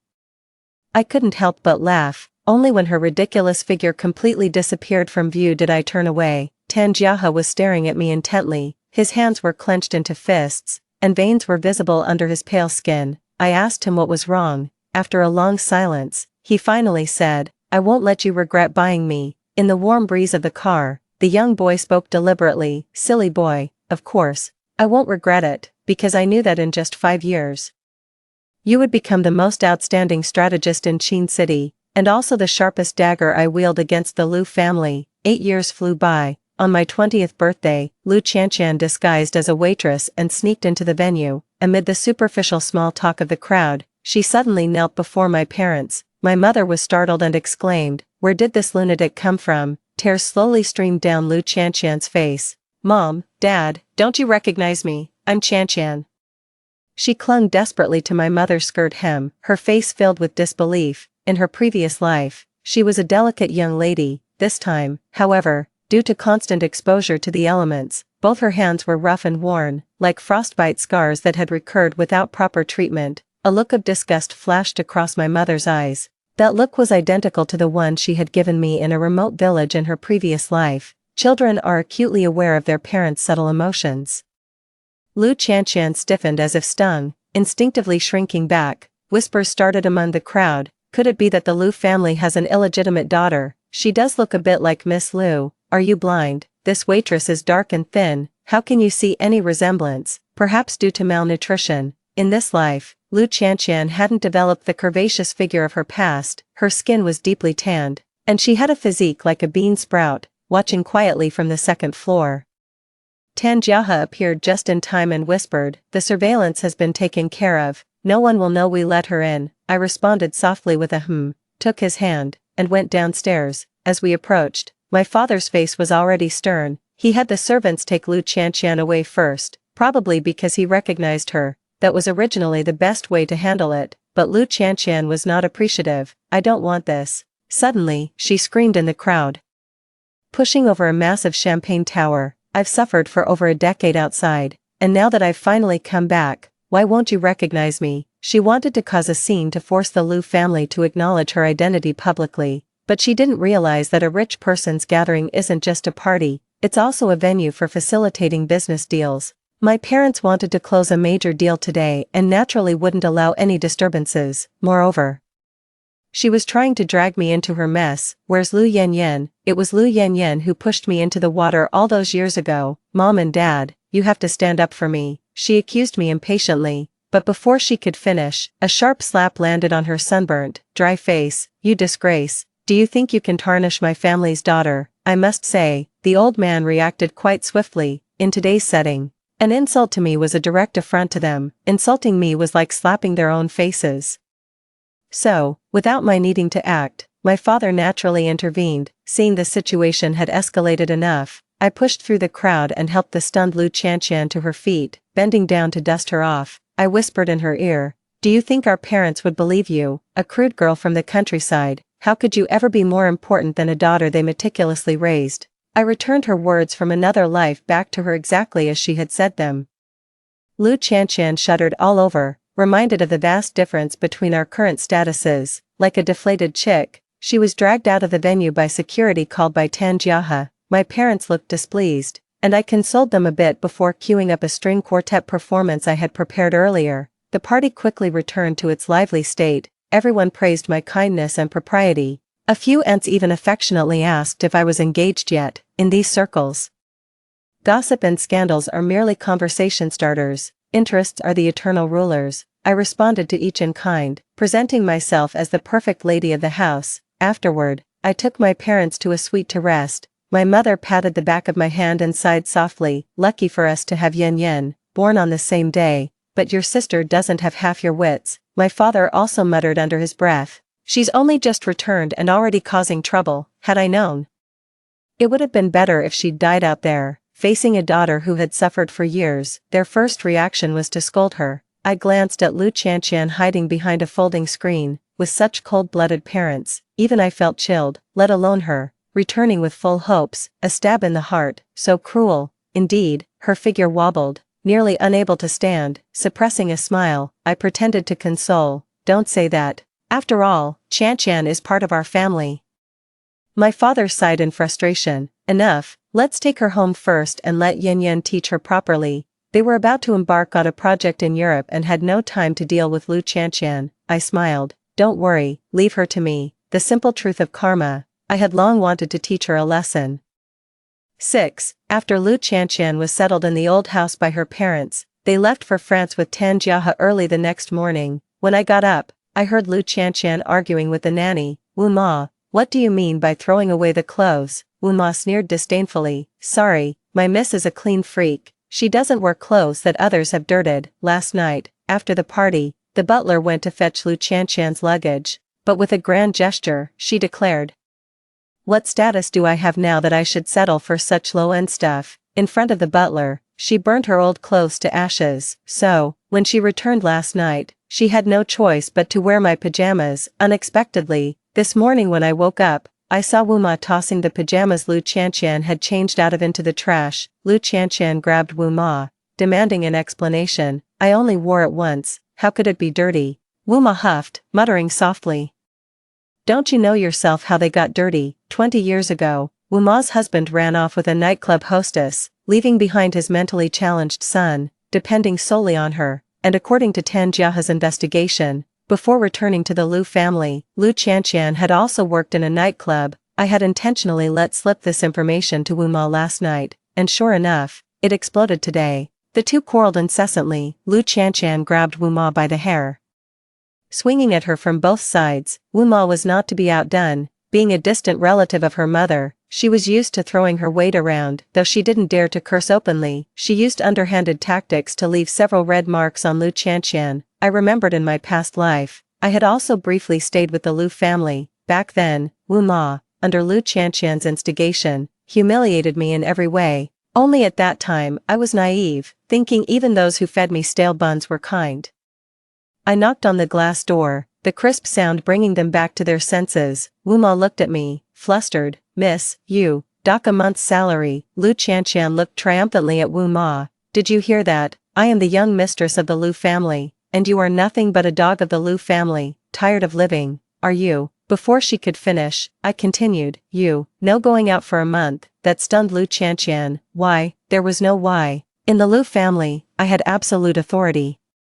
Wu Ma scoffed. A jungle fowl still thinks it's a phoenix. Seeing the once close servant and master turn against each other, I couldn't help but feel pleased. Holding my ticket for a vacation in Venice, I quietly turned away, leaving them to their renewed world war. A month should be enough for them to tear each other apart. 7. I really do acknowledge Wu Ma's fighting spirit. When I returned from my vacation, Lu Qianqian had been so agitated she broke out in acne all over her face.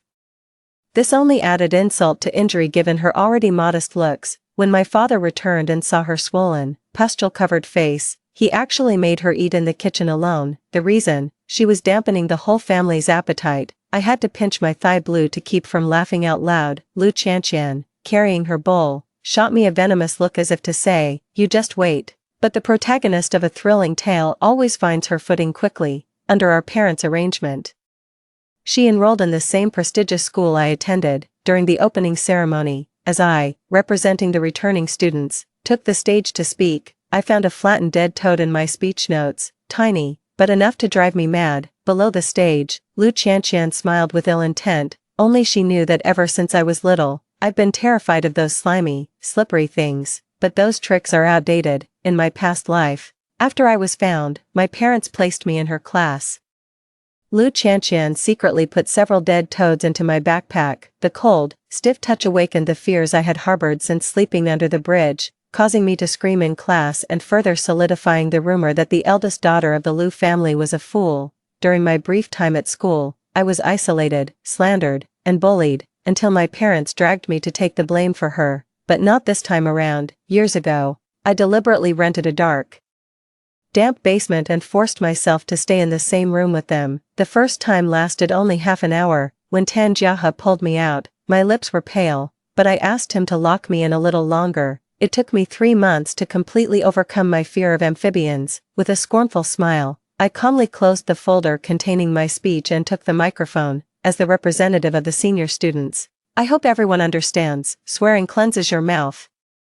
Revenge taken at the moment keeps one's standards high. As soon as I finished speaking, I rushed toward Lu Qianqian below the stage with lightning speed. Before she could react, I grabbed her jaw with one hand and stuffed the dead toad into her mouth. Lu Qianqian's eyes widened in shock as she covered her neck and retched. What did you feed me? I glanced at her. Of course, it's what you put in the speech. Her tears burst out immediately. What, you bitch? You fed me a dead toad, I said. Oh. Deliberately dragging out the tone. So you admit it was you who put it there? Lu Qianqian choked, her eyes shifting guiltily. When did I admit that? You are my own sister. How could you frame me? How convenient. I'm her sister when she needs me, but a bitch otherwise. I laughed derisively. I didn't say what I fed you. If it wasn't you who put it there, how would you know it was a dead toad? Hearing this, Lu Qianqian turned pale. Everyone in this elite school is sharp-witted. And they all understood the situation now. My gosh. This is the first time I've seen such swift karma. Lu Yanyan slinging that toad single-handedly is too cool. From now on, she is the only sister for me. Flunk school, take revenge on the spot. That's how you maintain high standards. The matter was quickly investigated. It turned out that while the teacher and I were discussing the order of the presentation, she secretly put a dead rat in there, in the video. She acted boldly without any hesitation. She didn't know that the school's grid infrared cameras only activate the red light when the external environment falls below a certain light level set by the camera. Lu Qianqian thought the light being off meant it was not recording. A bit smart but not much. The principal immediately reprimanded her severely, and I, for embodying the school's aggressive educational philosophy, was publicly praised. Of course, the incident also reached my parents' ears.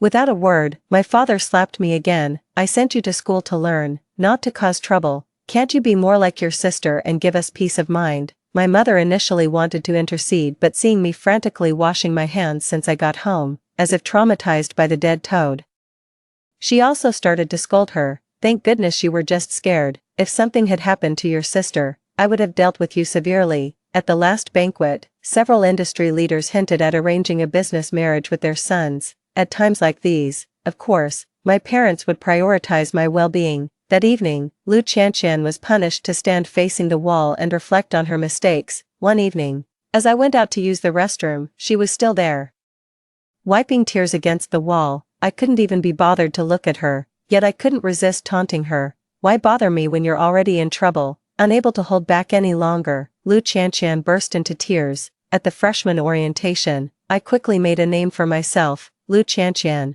on the other hand, due to her own malicious schemes, ended up like a rat crossing the street that everyone wanted to hit. After all, no one is a fool who would want to befriend someone deceitful, who had also metaphorically swallowed frogs. Consequently, Lu Qianqian was no longer called by her name. Everyone started calling her Lu Frog, Lu Bad Breath, Lu Blind to Surveillance. I found it both sad and funny. However, things developing in this way effectively ended her chances of being the favored heroine in the school as she had been in our previous life. She could no longer form cliques and manipulate groups to bully me as before, with no tricks left to play.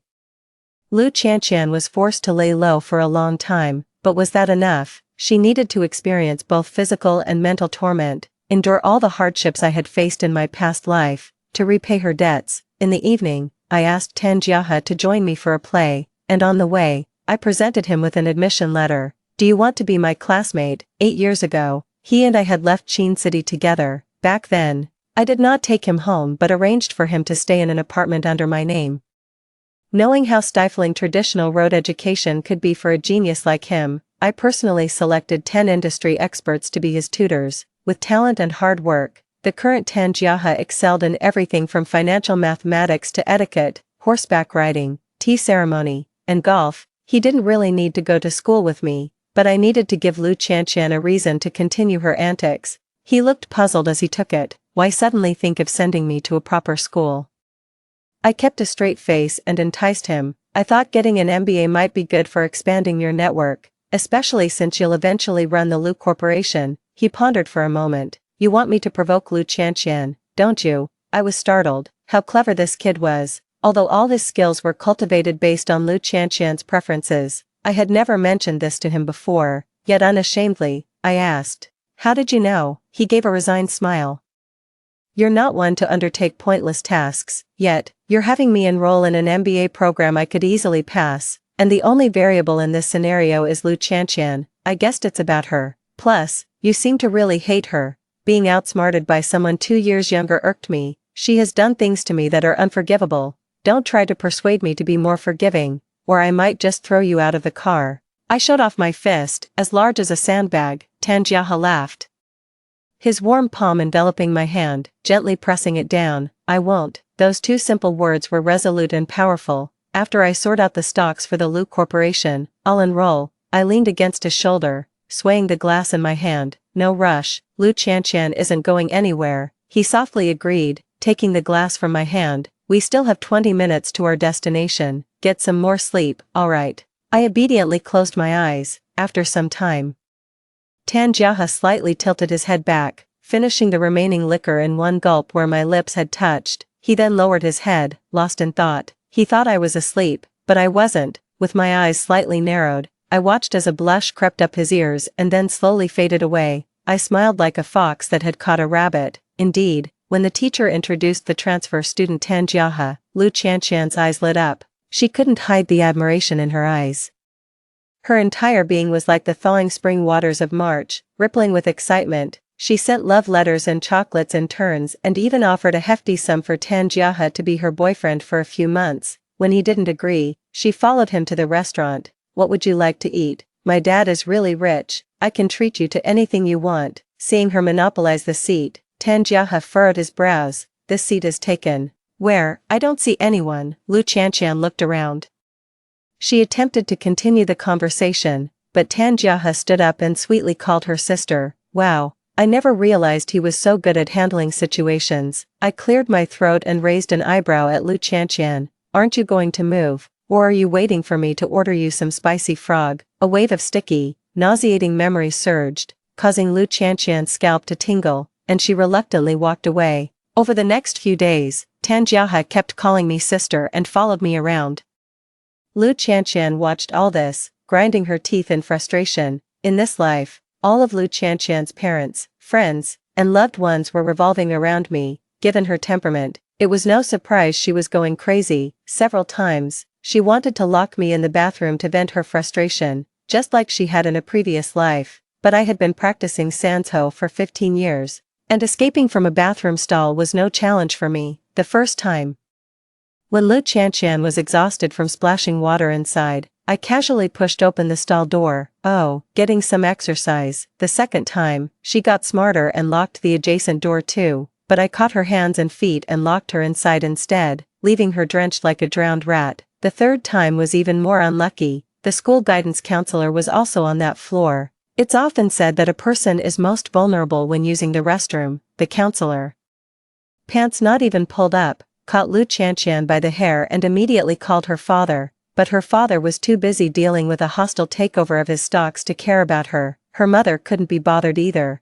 Half a month ago, while Tan Jiahe and I were shopping, I saw her father with another woman entering a hotel and casually took a photo and sent it to her mother, who was now busy catching him in the act. Thus, it was the housekeeper who came to the school.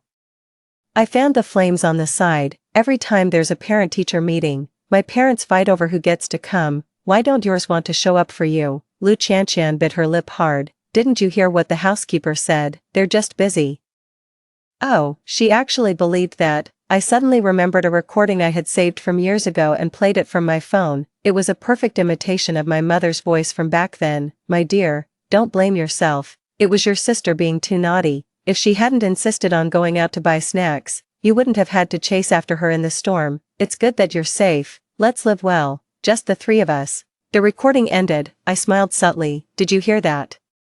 We are the family of three. Your parents don't really care about you. Hearing this, the hope in Lu Qianqian's eyes dimmed bit by bit. In this life, she never received higher education, and her perspective and knowledge remained unexpanded. Such a person is easily swayed by emotions, overlooking the factual truth. As expected, she shouted, "I hate you," and stormed out of the guidance office, plunging into the rain without looking back.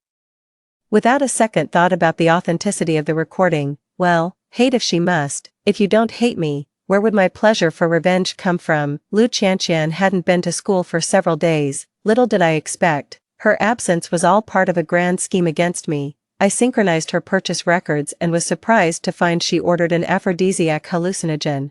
I thought she was aiming for revenge against me and was ready to turn her plan against her. To my surprise, her target was Tan Jiahe. That day, as I was busy acquiring shares from shareholders, Tan Jiahe suddenly called me. A car has been following me, and I've started to feel feverish. I'll need to stop driving in 10 minutes. He hesitated, then added, it seems like that kind of drug. I immediately knew who was following him. Without wasting a moment, I checked his driving route. There's a garage under my name about 7 or 8 minutes drive from you. Go there, leave the car, and I'll have someone take you to the hospital. A restrained groan came through the phone before it hung up. I asked a friend at the garage to take Tan Jiahe to the hospital. When I arrived at Lu Qianqian's room, I found the remains of the hallucinogen under the dressing table. That packaging looked eerily familiar. In my past life, Lu Qianqian had used the same trick on me. Back then, my judgment was clouded, and she tricked me into drinking a beverage laced with the hallucinogen. When I woke up,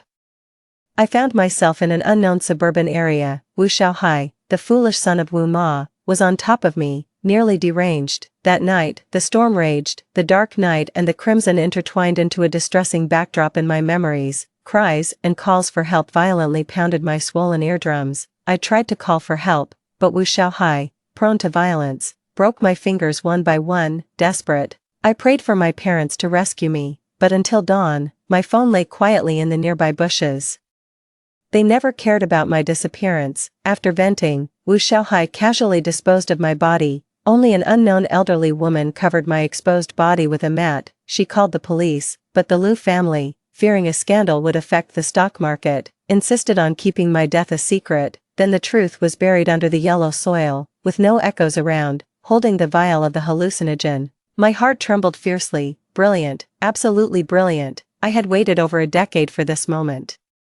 Just then, Wu Ma passed by. Curious, miss, what are you looking for in the second young lady's room? Do you need help? I paused, and a smile slowly spread across my lips. No need, Wu Ma, your son lives near Luha. Right. An hour later, standing outside Wu Xiaohai's house, I received a call from Tan Jiahe. I'm okay now. Coming to see you. I calmed him down. Rest well. I'll come to see you soon. Suddenly, indescribable sounds spilled from the room, making Tan Jiahe instantly tense.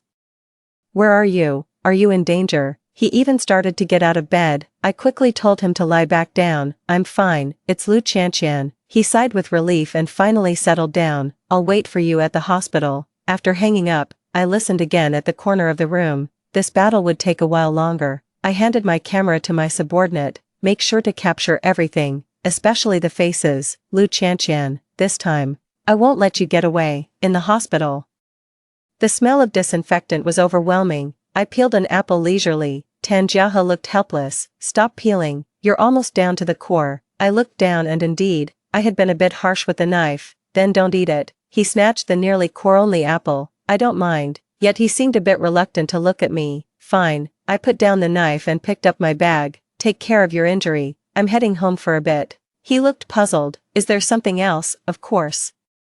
There was something else. There was a big drama unfolding tonight. I casually ordered a cake online. By the time I got home, Lu Qianqian hadn't returned yet. Today was my father's 50th birthday, but when my parents came home in the evening, they didn't look happy. Recently, the Lu family had been plagued with negative news. First, their jewelry company was reported for radiation levels exceeding standards. Then there were rumors of my father having an affair. In just 3 months, billions had evaporated from the market value. Everything was fine before. How come ever since my sister returned? During dinner, I feigned contemplation. I repeated to my parents what Lu Qianqian had said in a past life. Triggered by my comment, my mom began to rethink. Now that you mention it, the day Qianqian came back, she messed up the project we had been struggling to prepare. Since then, the performance of the Lu's business has been declining. Could it be true, as Yan Yan said, that she came back to jinx us? Although my father remained silent, there was anger between his brows. After a long silence, he finally called the housekeeper. Pack up, have Qianqian move to the house in the suburbs tomorrow. A loud crash was heard, something fell to the ground. I looked towards the sound and saw Lu Qianqian standing at the door. Rain drenched her bangs, breaking into disjointed lines. At her feet lay a shattered piece of cake. Truly the good daughter of my parents. Even in such a state, she was thinking about celebrating her father's birthday. Before she entered the house, she must have carefully protected the cake under her clothes, perhaps thinking that after her dad ate this piece of cake, he would treat her as kindly as before. But would her father appreciate it? I doubt it. Compared to his daughter, he loved money and status more. Mom, Dad, what are you talking about? Lu Qianqian trembled as she walked over, incredulous. I haven't done anything. How could I possibly jinx you? My father glanced at her with disdain. Look at you. You don't look at all like a proper lady. Whether it's your fault or not, moving there will spare me the sight and spare me the trouble. My mother wanted to plead for her, but a stern look from my father silenced her. Lu Qianqian, who rarely saw her parents, would now have even less chance to bond with them. Being moved to the suburbs, she fell to her knees, sobbing and begging her father not to send her away. Her expression was as helpless and pitiful as mine was before I was sent to prison in a past life. But would my parents take pity on her? After dinner, they had the housekeeper pack her luggage. My father's decision was undoubtedly the last straw. The last glimmer of hope in Lu Qianqian's eyes finally extinguished. She slowly raised her head, her voice filled with accusation. Dad, why do you treat me with such an attitude? Mom, why didn't you help plead for me? I'm Qianqian. Since I've come back looking like this, none of you even asked what happened to me. Instead, you just told me to move out. You used to say when I was a child that I was your most beloved child. Why have you changed? Why are you treating me like this? My father looked at her as if she were insane. All of this is your own doing. Ever since you returned, you've caused me so much trouble. If you were as trouble-free as your sister, would we have sent you away? Who made me what I am today? Qianqian screamed suddenly, grabbing a dinner knife from the table and pointing it towards our father and mother. I silently stepped back, making room for her battlefield. It was you, yes, it was you. When I was swept away by the flood, why didn't you look for me? I waited for you in Qingqing for so long. Why didn't you come to find me? I became like this because of you. In fact, After our parents came to Guangshan, they had people look for her for a year, but I had bribed the private detective they hired through Tanjiahe, so, every time the result was, sorry, we haven't found her yet, are you out of your mind? Father was enraged by her actions and stood up to hit her. But Qianqian was on the verge of collapse, seeing father lashing out. She suddenly laughed maniacally, waving the knife. Father couldn't dodge in time and received a large gash on his abdomen. Next, she turned the knife towards our mother. She's gone mad, she has a mental illness, someone come and take her away. Mother didn't even care about father lying on the ground, screaming and hiding behind Wu Ma. A couple are birds of the same forest, who fly separately when disaster strikes. Today, I truly saw that, but Wu Ma had never seen such a scene before. Her eyes rolled back, and she fainted. Qianqian continued to advance. Mother, terrified out of her wits, kept dodging around a pillar. The two of them circling the pillar was quite a sight to behold. I took out a napkin, wiped my mouth, and just then, my skirt was grabbed by father. Yen Yen, call an ambulance. He was clutching at straws, hoping I could save his life. But I didn't care. Again, I extended my index finger, making a shushing gesture. Just endure it, it will be over soon. Isn't that what you said when you sent me to jail? Father looked at me in disbelief, then his eyes widened, and he breathed his last. I continued to watch. Just as Qianqian was about to stab mother, the butler rushed in with people. Sorry miss, we were too late. No, you came too early. I sighed silently, but the outcome was somewhat satisfactory. I found myself in the hospital again, this time. Lying on the hospital bed was my dear father. The old man was tough. Despite the large wound inflicted by Qianqian, he didn't die. However, the doctors said that when he fell, he hit his head, causing a stroke. Although he was conscious, he would never be able to speak or get out of bed for the rest of his life. I wiped his face for the last time, and while bending down, I whispered in his ear. Are you curious about who leaked the news of your affair and the use of radioactive jewelry by the Liu family? His pupils dilated suddenly, staring at me with hatred. He must have understood, but with all his strength, he could only make incomprehensible noises. Just then, a nurse came in to give him an injection. I took one last look at him, a final blow to the heart. Thank you, Dad, I'll take over Liu's company. 5 years ago, I registered the company under the name of Tanjiahe. He had the Liu family stocks targeted in secret. Now that the chairman has lost his capacity to act and the company is mired in scandals, it's the perfect opportunity to seize power. I'll be taking over in a week. My mother, well aware that I am the only one who can support her in old age, naturally didn't dare to object. Liu Qianqian, on the other hand, was arrested and jailed for intentional homicide. To my surprise, the person who died by her hand was not my father, but Wu Xiaohai. The police said that after the deed, she pretended to cook for Wu Xiaohai, and while he was off guard, she knocked him out with an ashtray. Unsatisfied, she struck him over 20 times in total, until Wu Xiaohai was a bloody, indistinct mess, motionless. Upon hearing this, I immediately had Tanjiahe step in to hire Wu's mother to care for my paralyzed father at the hospital. Wu's mother, known for her bad temper, used to slap people around when she was tasked with taking care of me after my release from prison in my previous life when I lost a kidney. Now, with her son killed by Liu Qianqian's own hands, her feelings towards the murderer's father would certainly not be pleasant. It takes a villain to grind another villain. Once everything had settled down, I visited Liu Qianqian in prison. In just 1 month, she had become considerably haggard. Her lips were cracked, her hair dry and yellow, her dark circles larger than her eye bags. I was too busy taking over the company to attend to her. Presumably, Tanjiahe had already made arrangements for her to be well taken care of inside. In our past life, it was the same, one inside, one outside, only this time, the one inside was her. I laid out the photos on the table. In them, she was naked, her face flushed, tightly entwined with Wu Xiaohai. Considering Wu Xiaohai's offensive actions, the judge sentenced her to 25 years in prison. But how could that be enough? Your remaining years will be spent trying to erase yourself from the internet. But even upon release, there will always be people who remember what you look like. They will despise you in every corner of the world for me, and you will never escape it. As soon as the photos were brought out, Liu Qianqian understood what was happening. It was you who lured me to Wu Xiaohai. It was you who fed me hallucinogens. Liu Yan, why did you ruin me? Why indeed?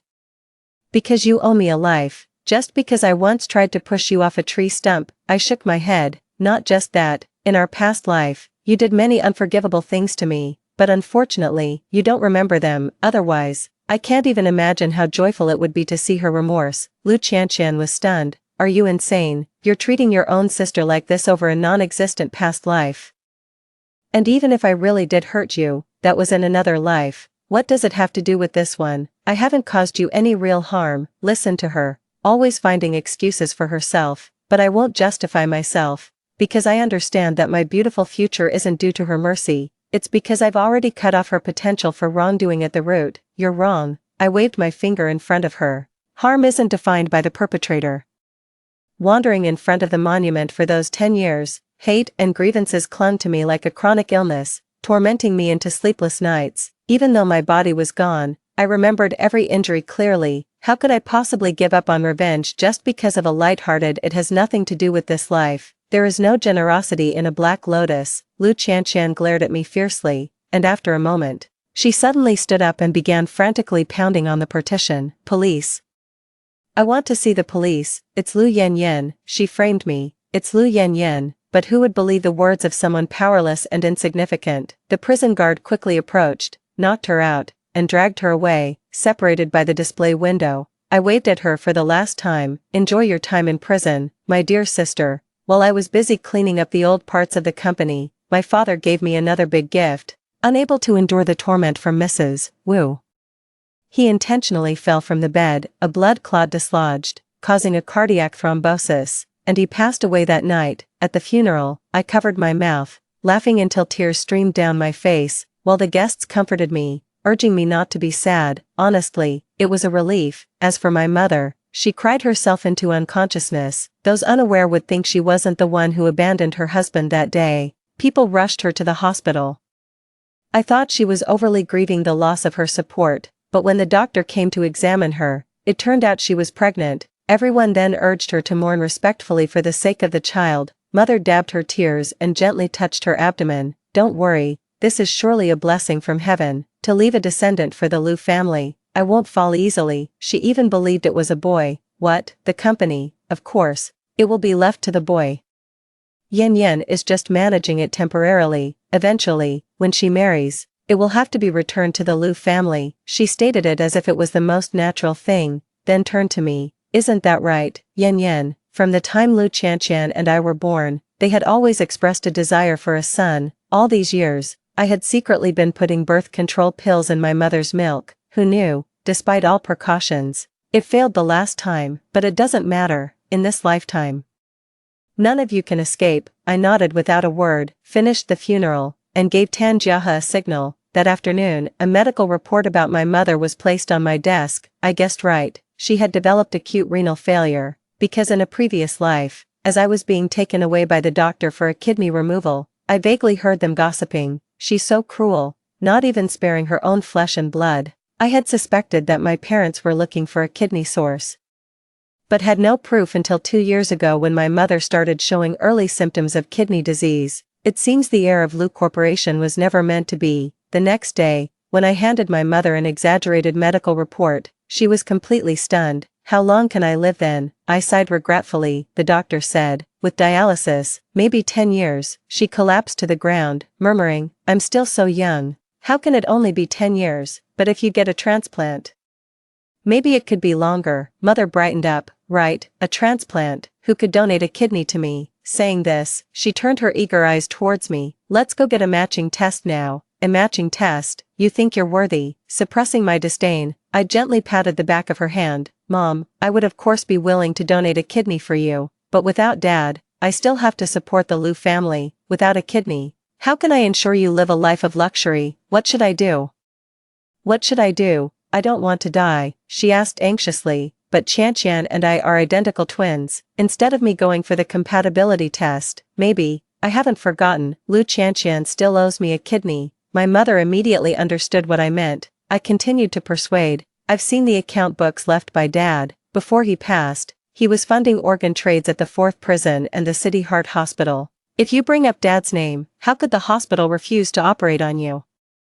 "Right, you have the hospital director's phone number, don't you? Everyone wants to live." Hearing there was hope, my mother's face lit up with joy, but her expression fell again in no time. "But what about your brother? Will he be okay if we go through with this surgery?" there would definitely be consequences. Still, I put on a face full of concern and advised, at this point, how can you still not see clearly? You're not a Liu by blood.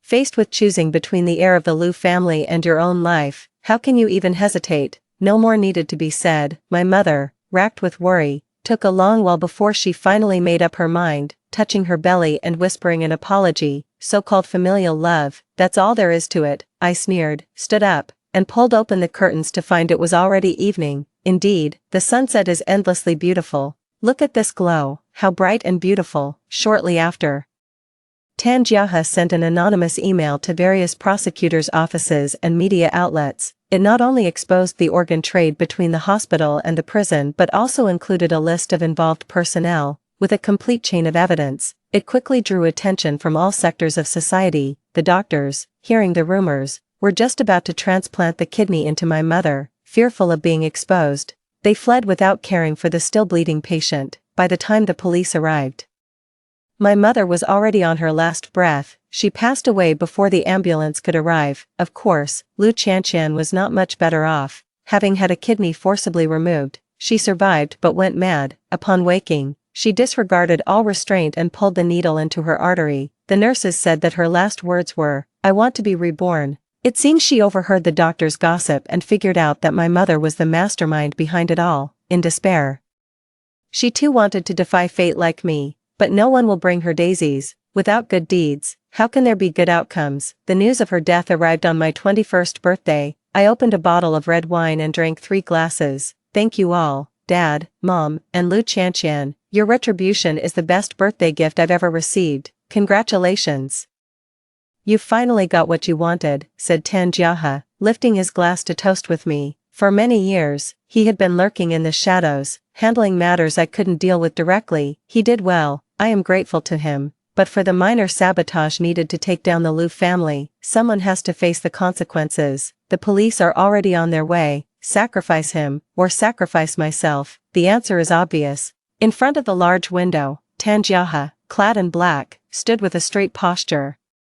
Many years ago, he stood here as well, promising me, one day, I will give you everything you desire. Seemingly anticipating something, he looked towards the distant lights, his gaze filled with tragic solemnity. I've always had a question I wanted to ask you. Ask, I replied, a request I could still grant. I've seen your records. Before me, you had considered other children. Why did you choose me in the end? After a moment of thought, I said, because you were talented and had never been treated well from a young age. I knew that if I showed you kindness, you wouldn't easily betray me. After being reborn, I spent 3 years studying criminal psychology. Tan Jiahe was my first experimental subject. He looked down and gave a bitter smile. I knew it. You were using me right from the start. The police sirens were solemn, already sounding beneath the Liu mansion. Neither of us spoke. We just sat silently, waiting for the darkness to swallow the last light of the dusk. Just before the police entered, he suddenly asked me, "Sister, who do you think will win?"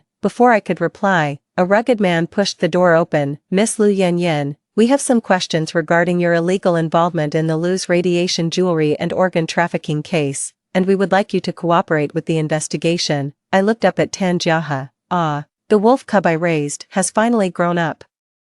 At the turn of summer and autumn, a cold autumn rain fell. After 15 years, I returned to Qin City, this time, not for revenge, but to pick someone up. 15 years ago, I spent a few days in a detention center, then was told the investigation was over and I could go home. Tan Jiahe took the blame for me. He spent 5 days intentionally exposing the loopholes he had left earlier, taking all the blame upon himself. After the sentence was effective, I visited him in prison, through the glass. I sneered, "You've grown wings, deceiving even me." He actually smiled, "You're allowed to deceive me, but I'm not allowed to deceive you." He was referring to when I admitted I had been using him when he asked why I chose him. Indeed, my approach to Tan Jiahe was not pure, but more importantly, evil begets evil, and good should also be repaid. Isn't that fair? Everything I gave him, from a piece of clothing to the entirety of the Liu estate, was a reciprocation for that bunch of daisies. Honestly, I had also considered just using Tan Jiahe as a pawn. I left all the morally gray tasks to him so that I could later be free of blame, but over 2 lifetimes, with the people around me being either corrupt or rotten, it was he who let me see the last bit of goodness in this world. I didn't want to destroy him, so at the last moment, I hesitated. I planned to take the blame after my revenge and hand over the Lu estate to Tanjiahe as my final gesture, but Tanjiahe was too clever. He calculated all the loopholes just right, and I didn't even have a chance to overturn the case. I lost, thoroughly. I'm honored. My heart trembled. What? He continued. No matter why you chose me, I'm honored and have no regrets. I suddenly remembered the day I brought him home. Would you like to come with me? I would. It's going to be very hard. I'm not afraid. He kept his promise. Sooner or later, one day, I will give you everything you desire. I will give you everything you want. He said as tears dripped onto my legs. When I had a kidney removed years ago, I didn't shed a single tear. Tanjiahe raised his hand and gently wiped the tears from my face on the glass, but it was all in vain. Don't cry. I can't hold you. It was the first time he admitted anything, yet it seemed like he admitted nothing. I couldn't hold back any longer. Why, when it was clearly me? He stopped me mid-sentence, tears surprisingly welling up in his eyes. Remember, everything I've done has nothing to do with you. After today, don't come again. He looked deeply into my eyes, then he turned around, and I didn't see him again for 15 years. My thoughts were pulled back, the gate opened, and a familiar figure emerged. I waved at him, under the black umbrella. Those amber eyes were still bright. I walked slowly towards him, and just 2 steps away, I slapped him across the face, but he took the opportunity to pull me into his embrace. Raindrops hit the umbrella, making a pattering sound. I couldn't hold back any longer and wept bitterly, leaning against his chest. 15 years had passed, and I couldn't resist the ravages of time. Fine lines had appeared at the corners of my eyes. Tanjiahe had also become more mature and steady, but when we hugged each other, there was not a trace of strangeness. I missed you a lot, he said first, holding me with one hand and the umbrella with the other. Going to prison had apparently improved his way with words. I laughed, hugging him even tighter. Me too. I missed you more than you could imagine. A warm autumn breeze brushed against my neck. All things to me were no longer an absurd silence. We held hands and slowly walked towards the way home. The path ahead might still be full of hardships, but I knew that on this road, someone would always be with me. I was not hesitant, nor was I afraid.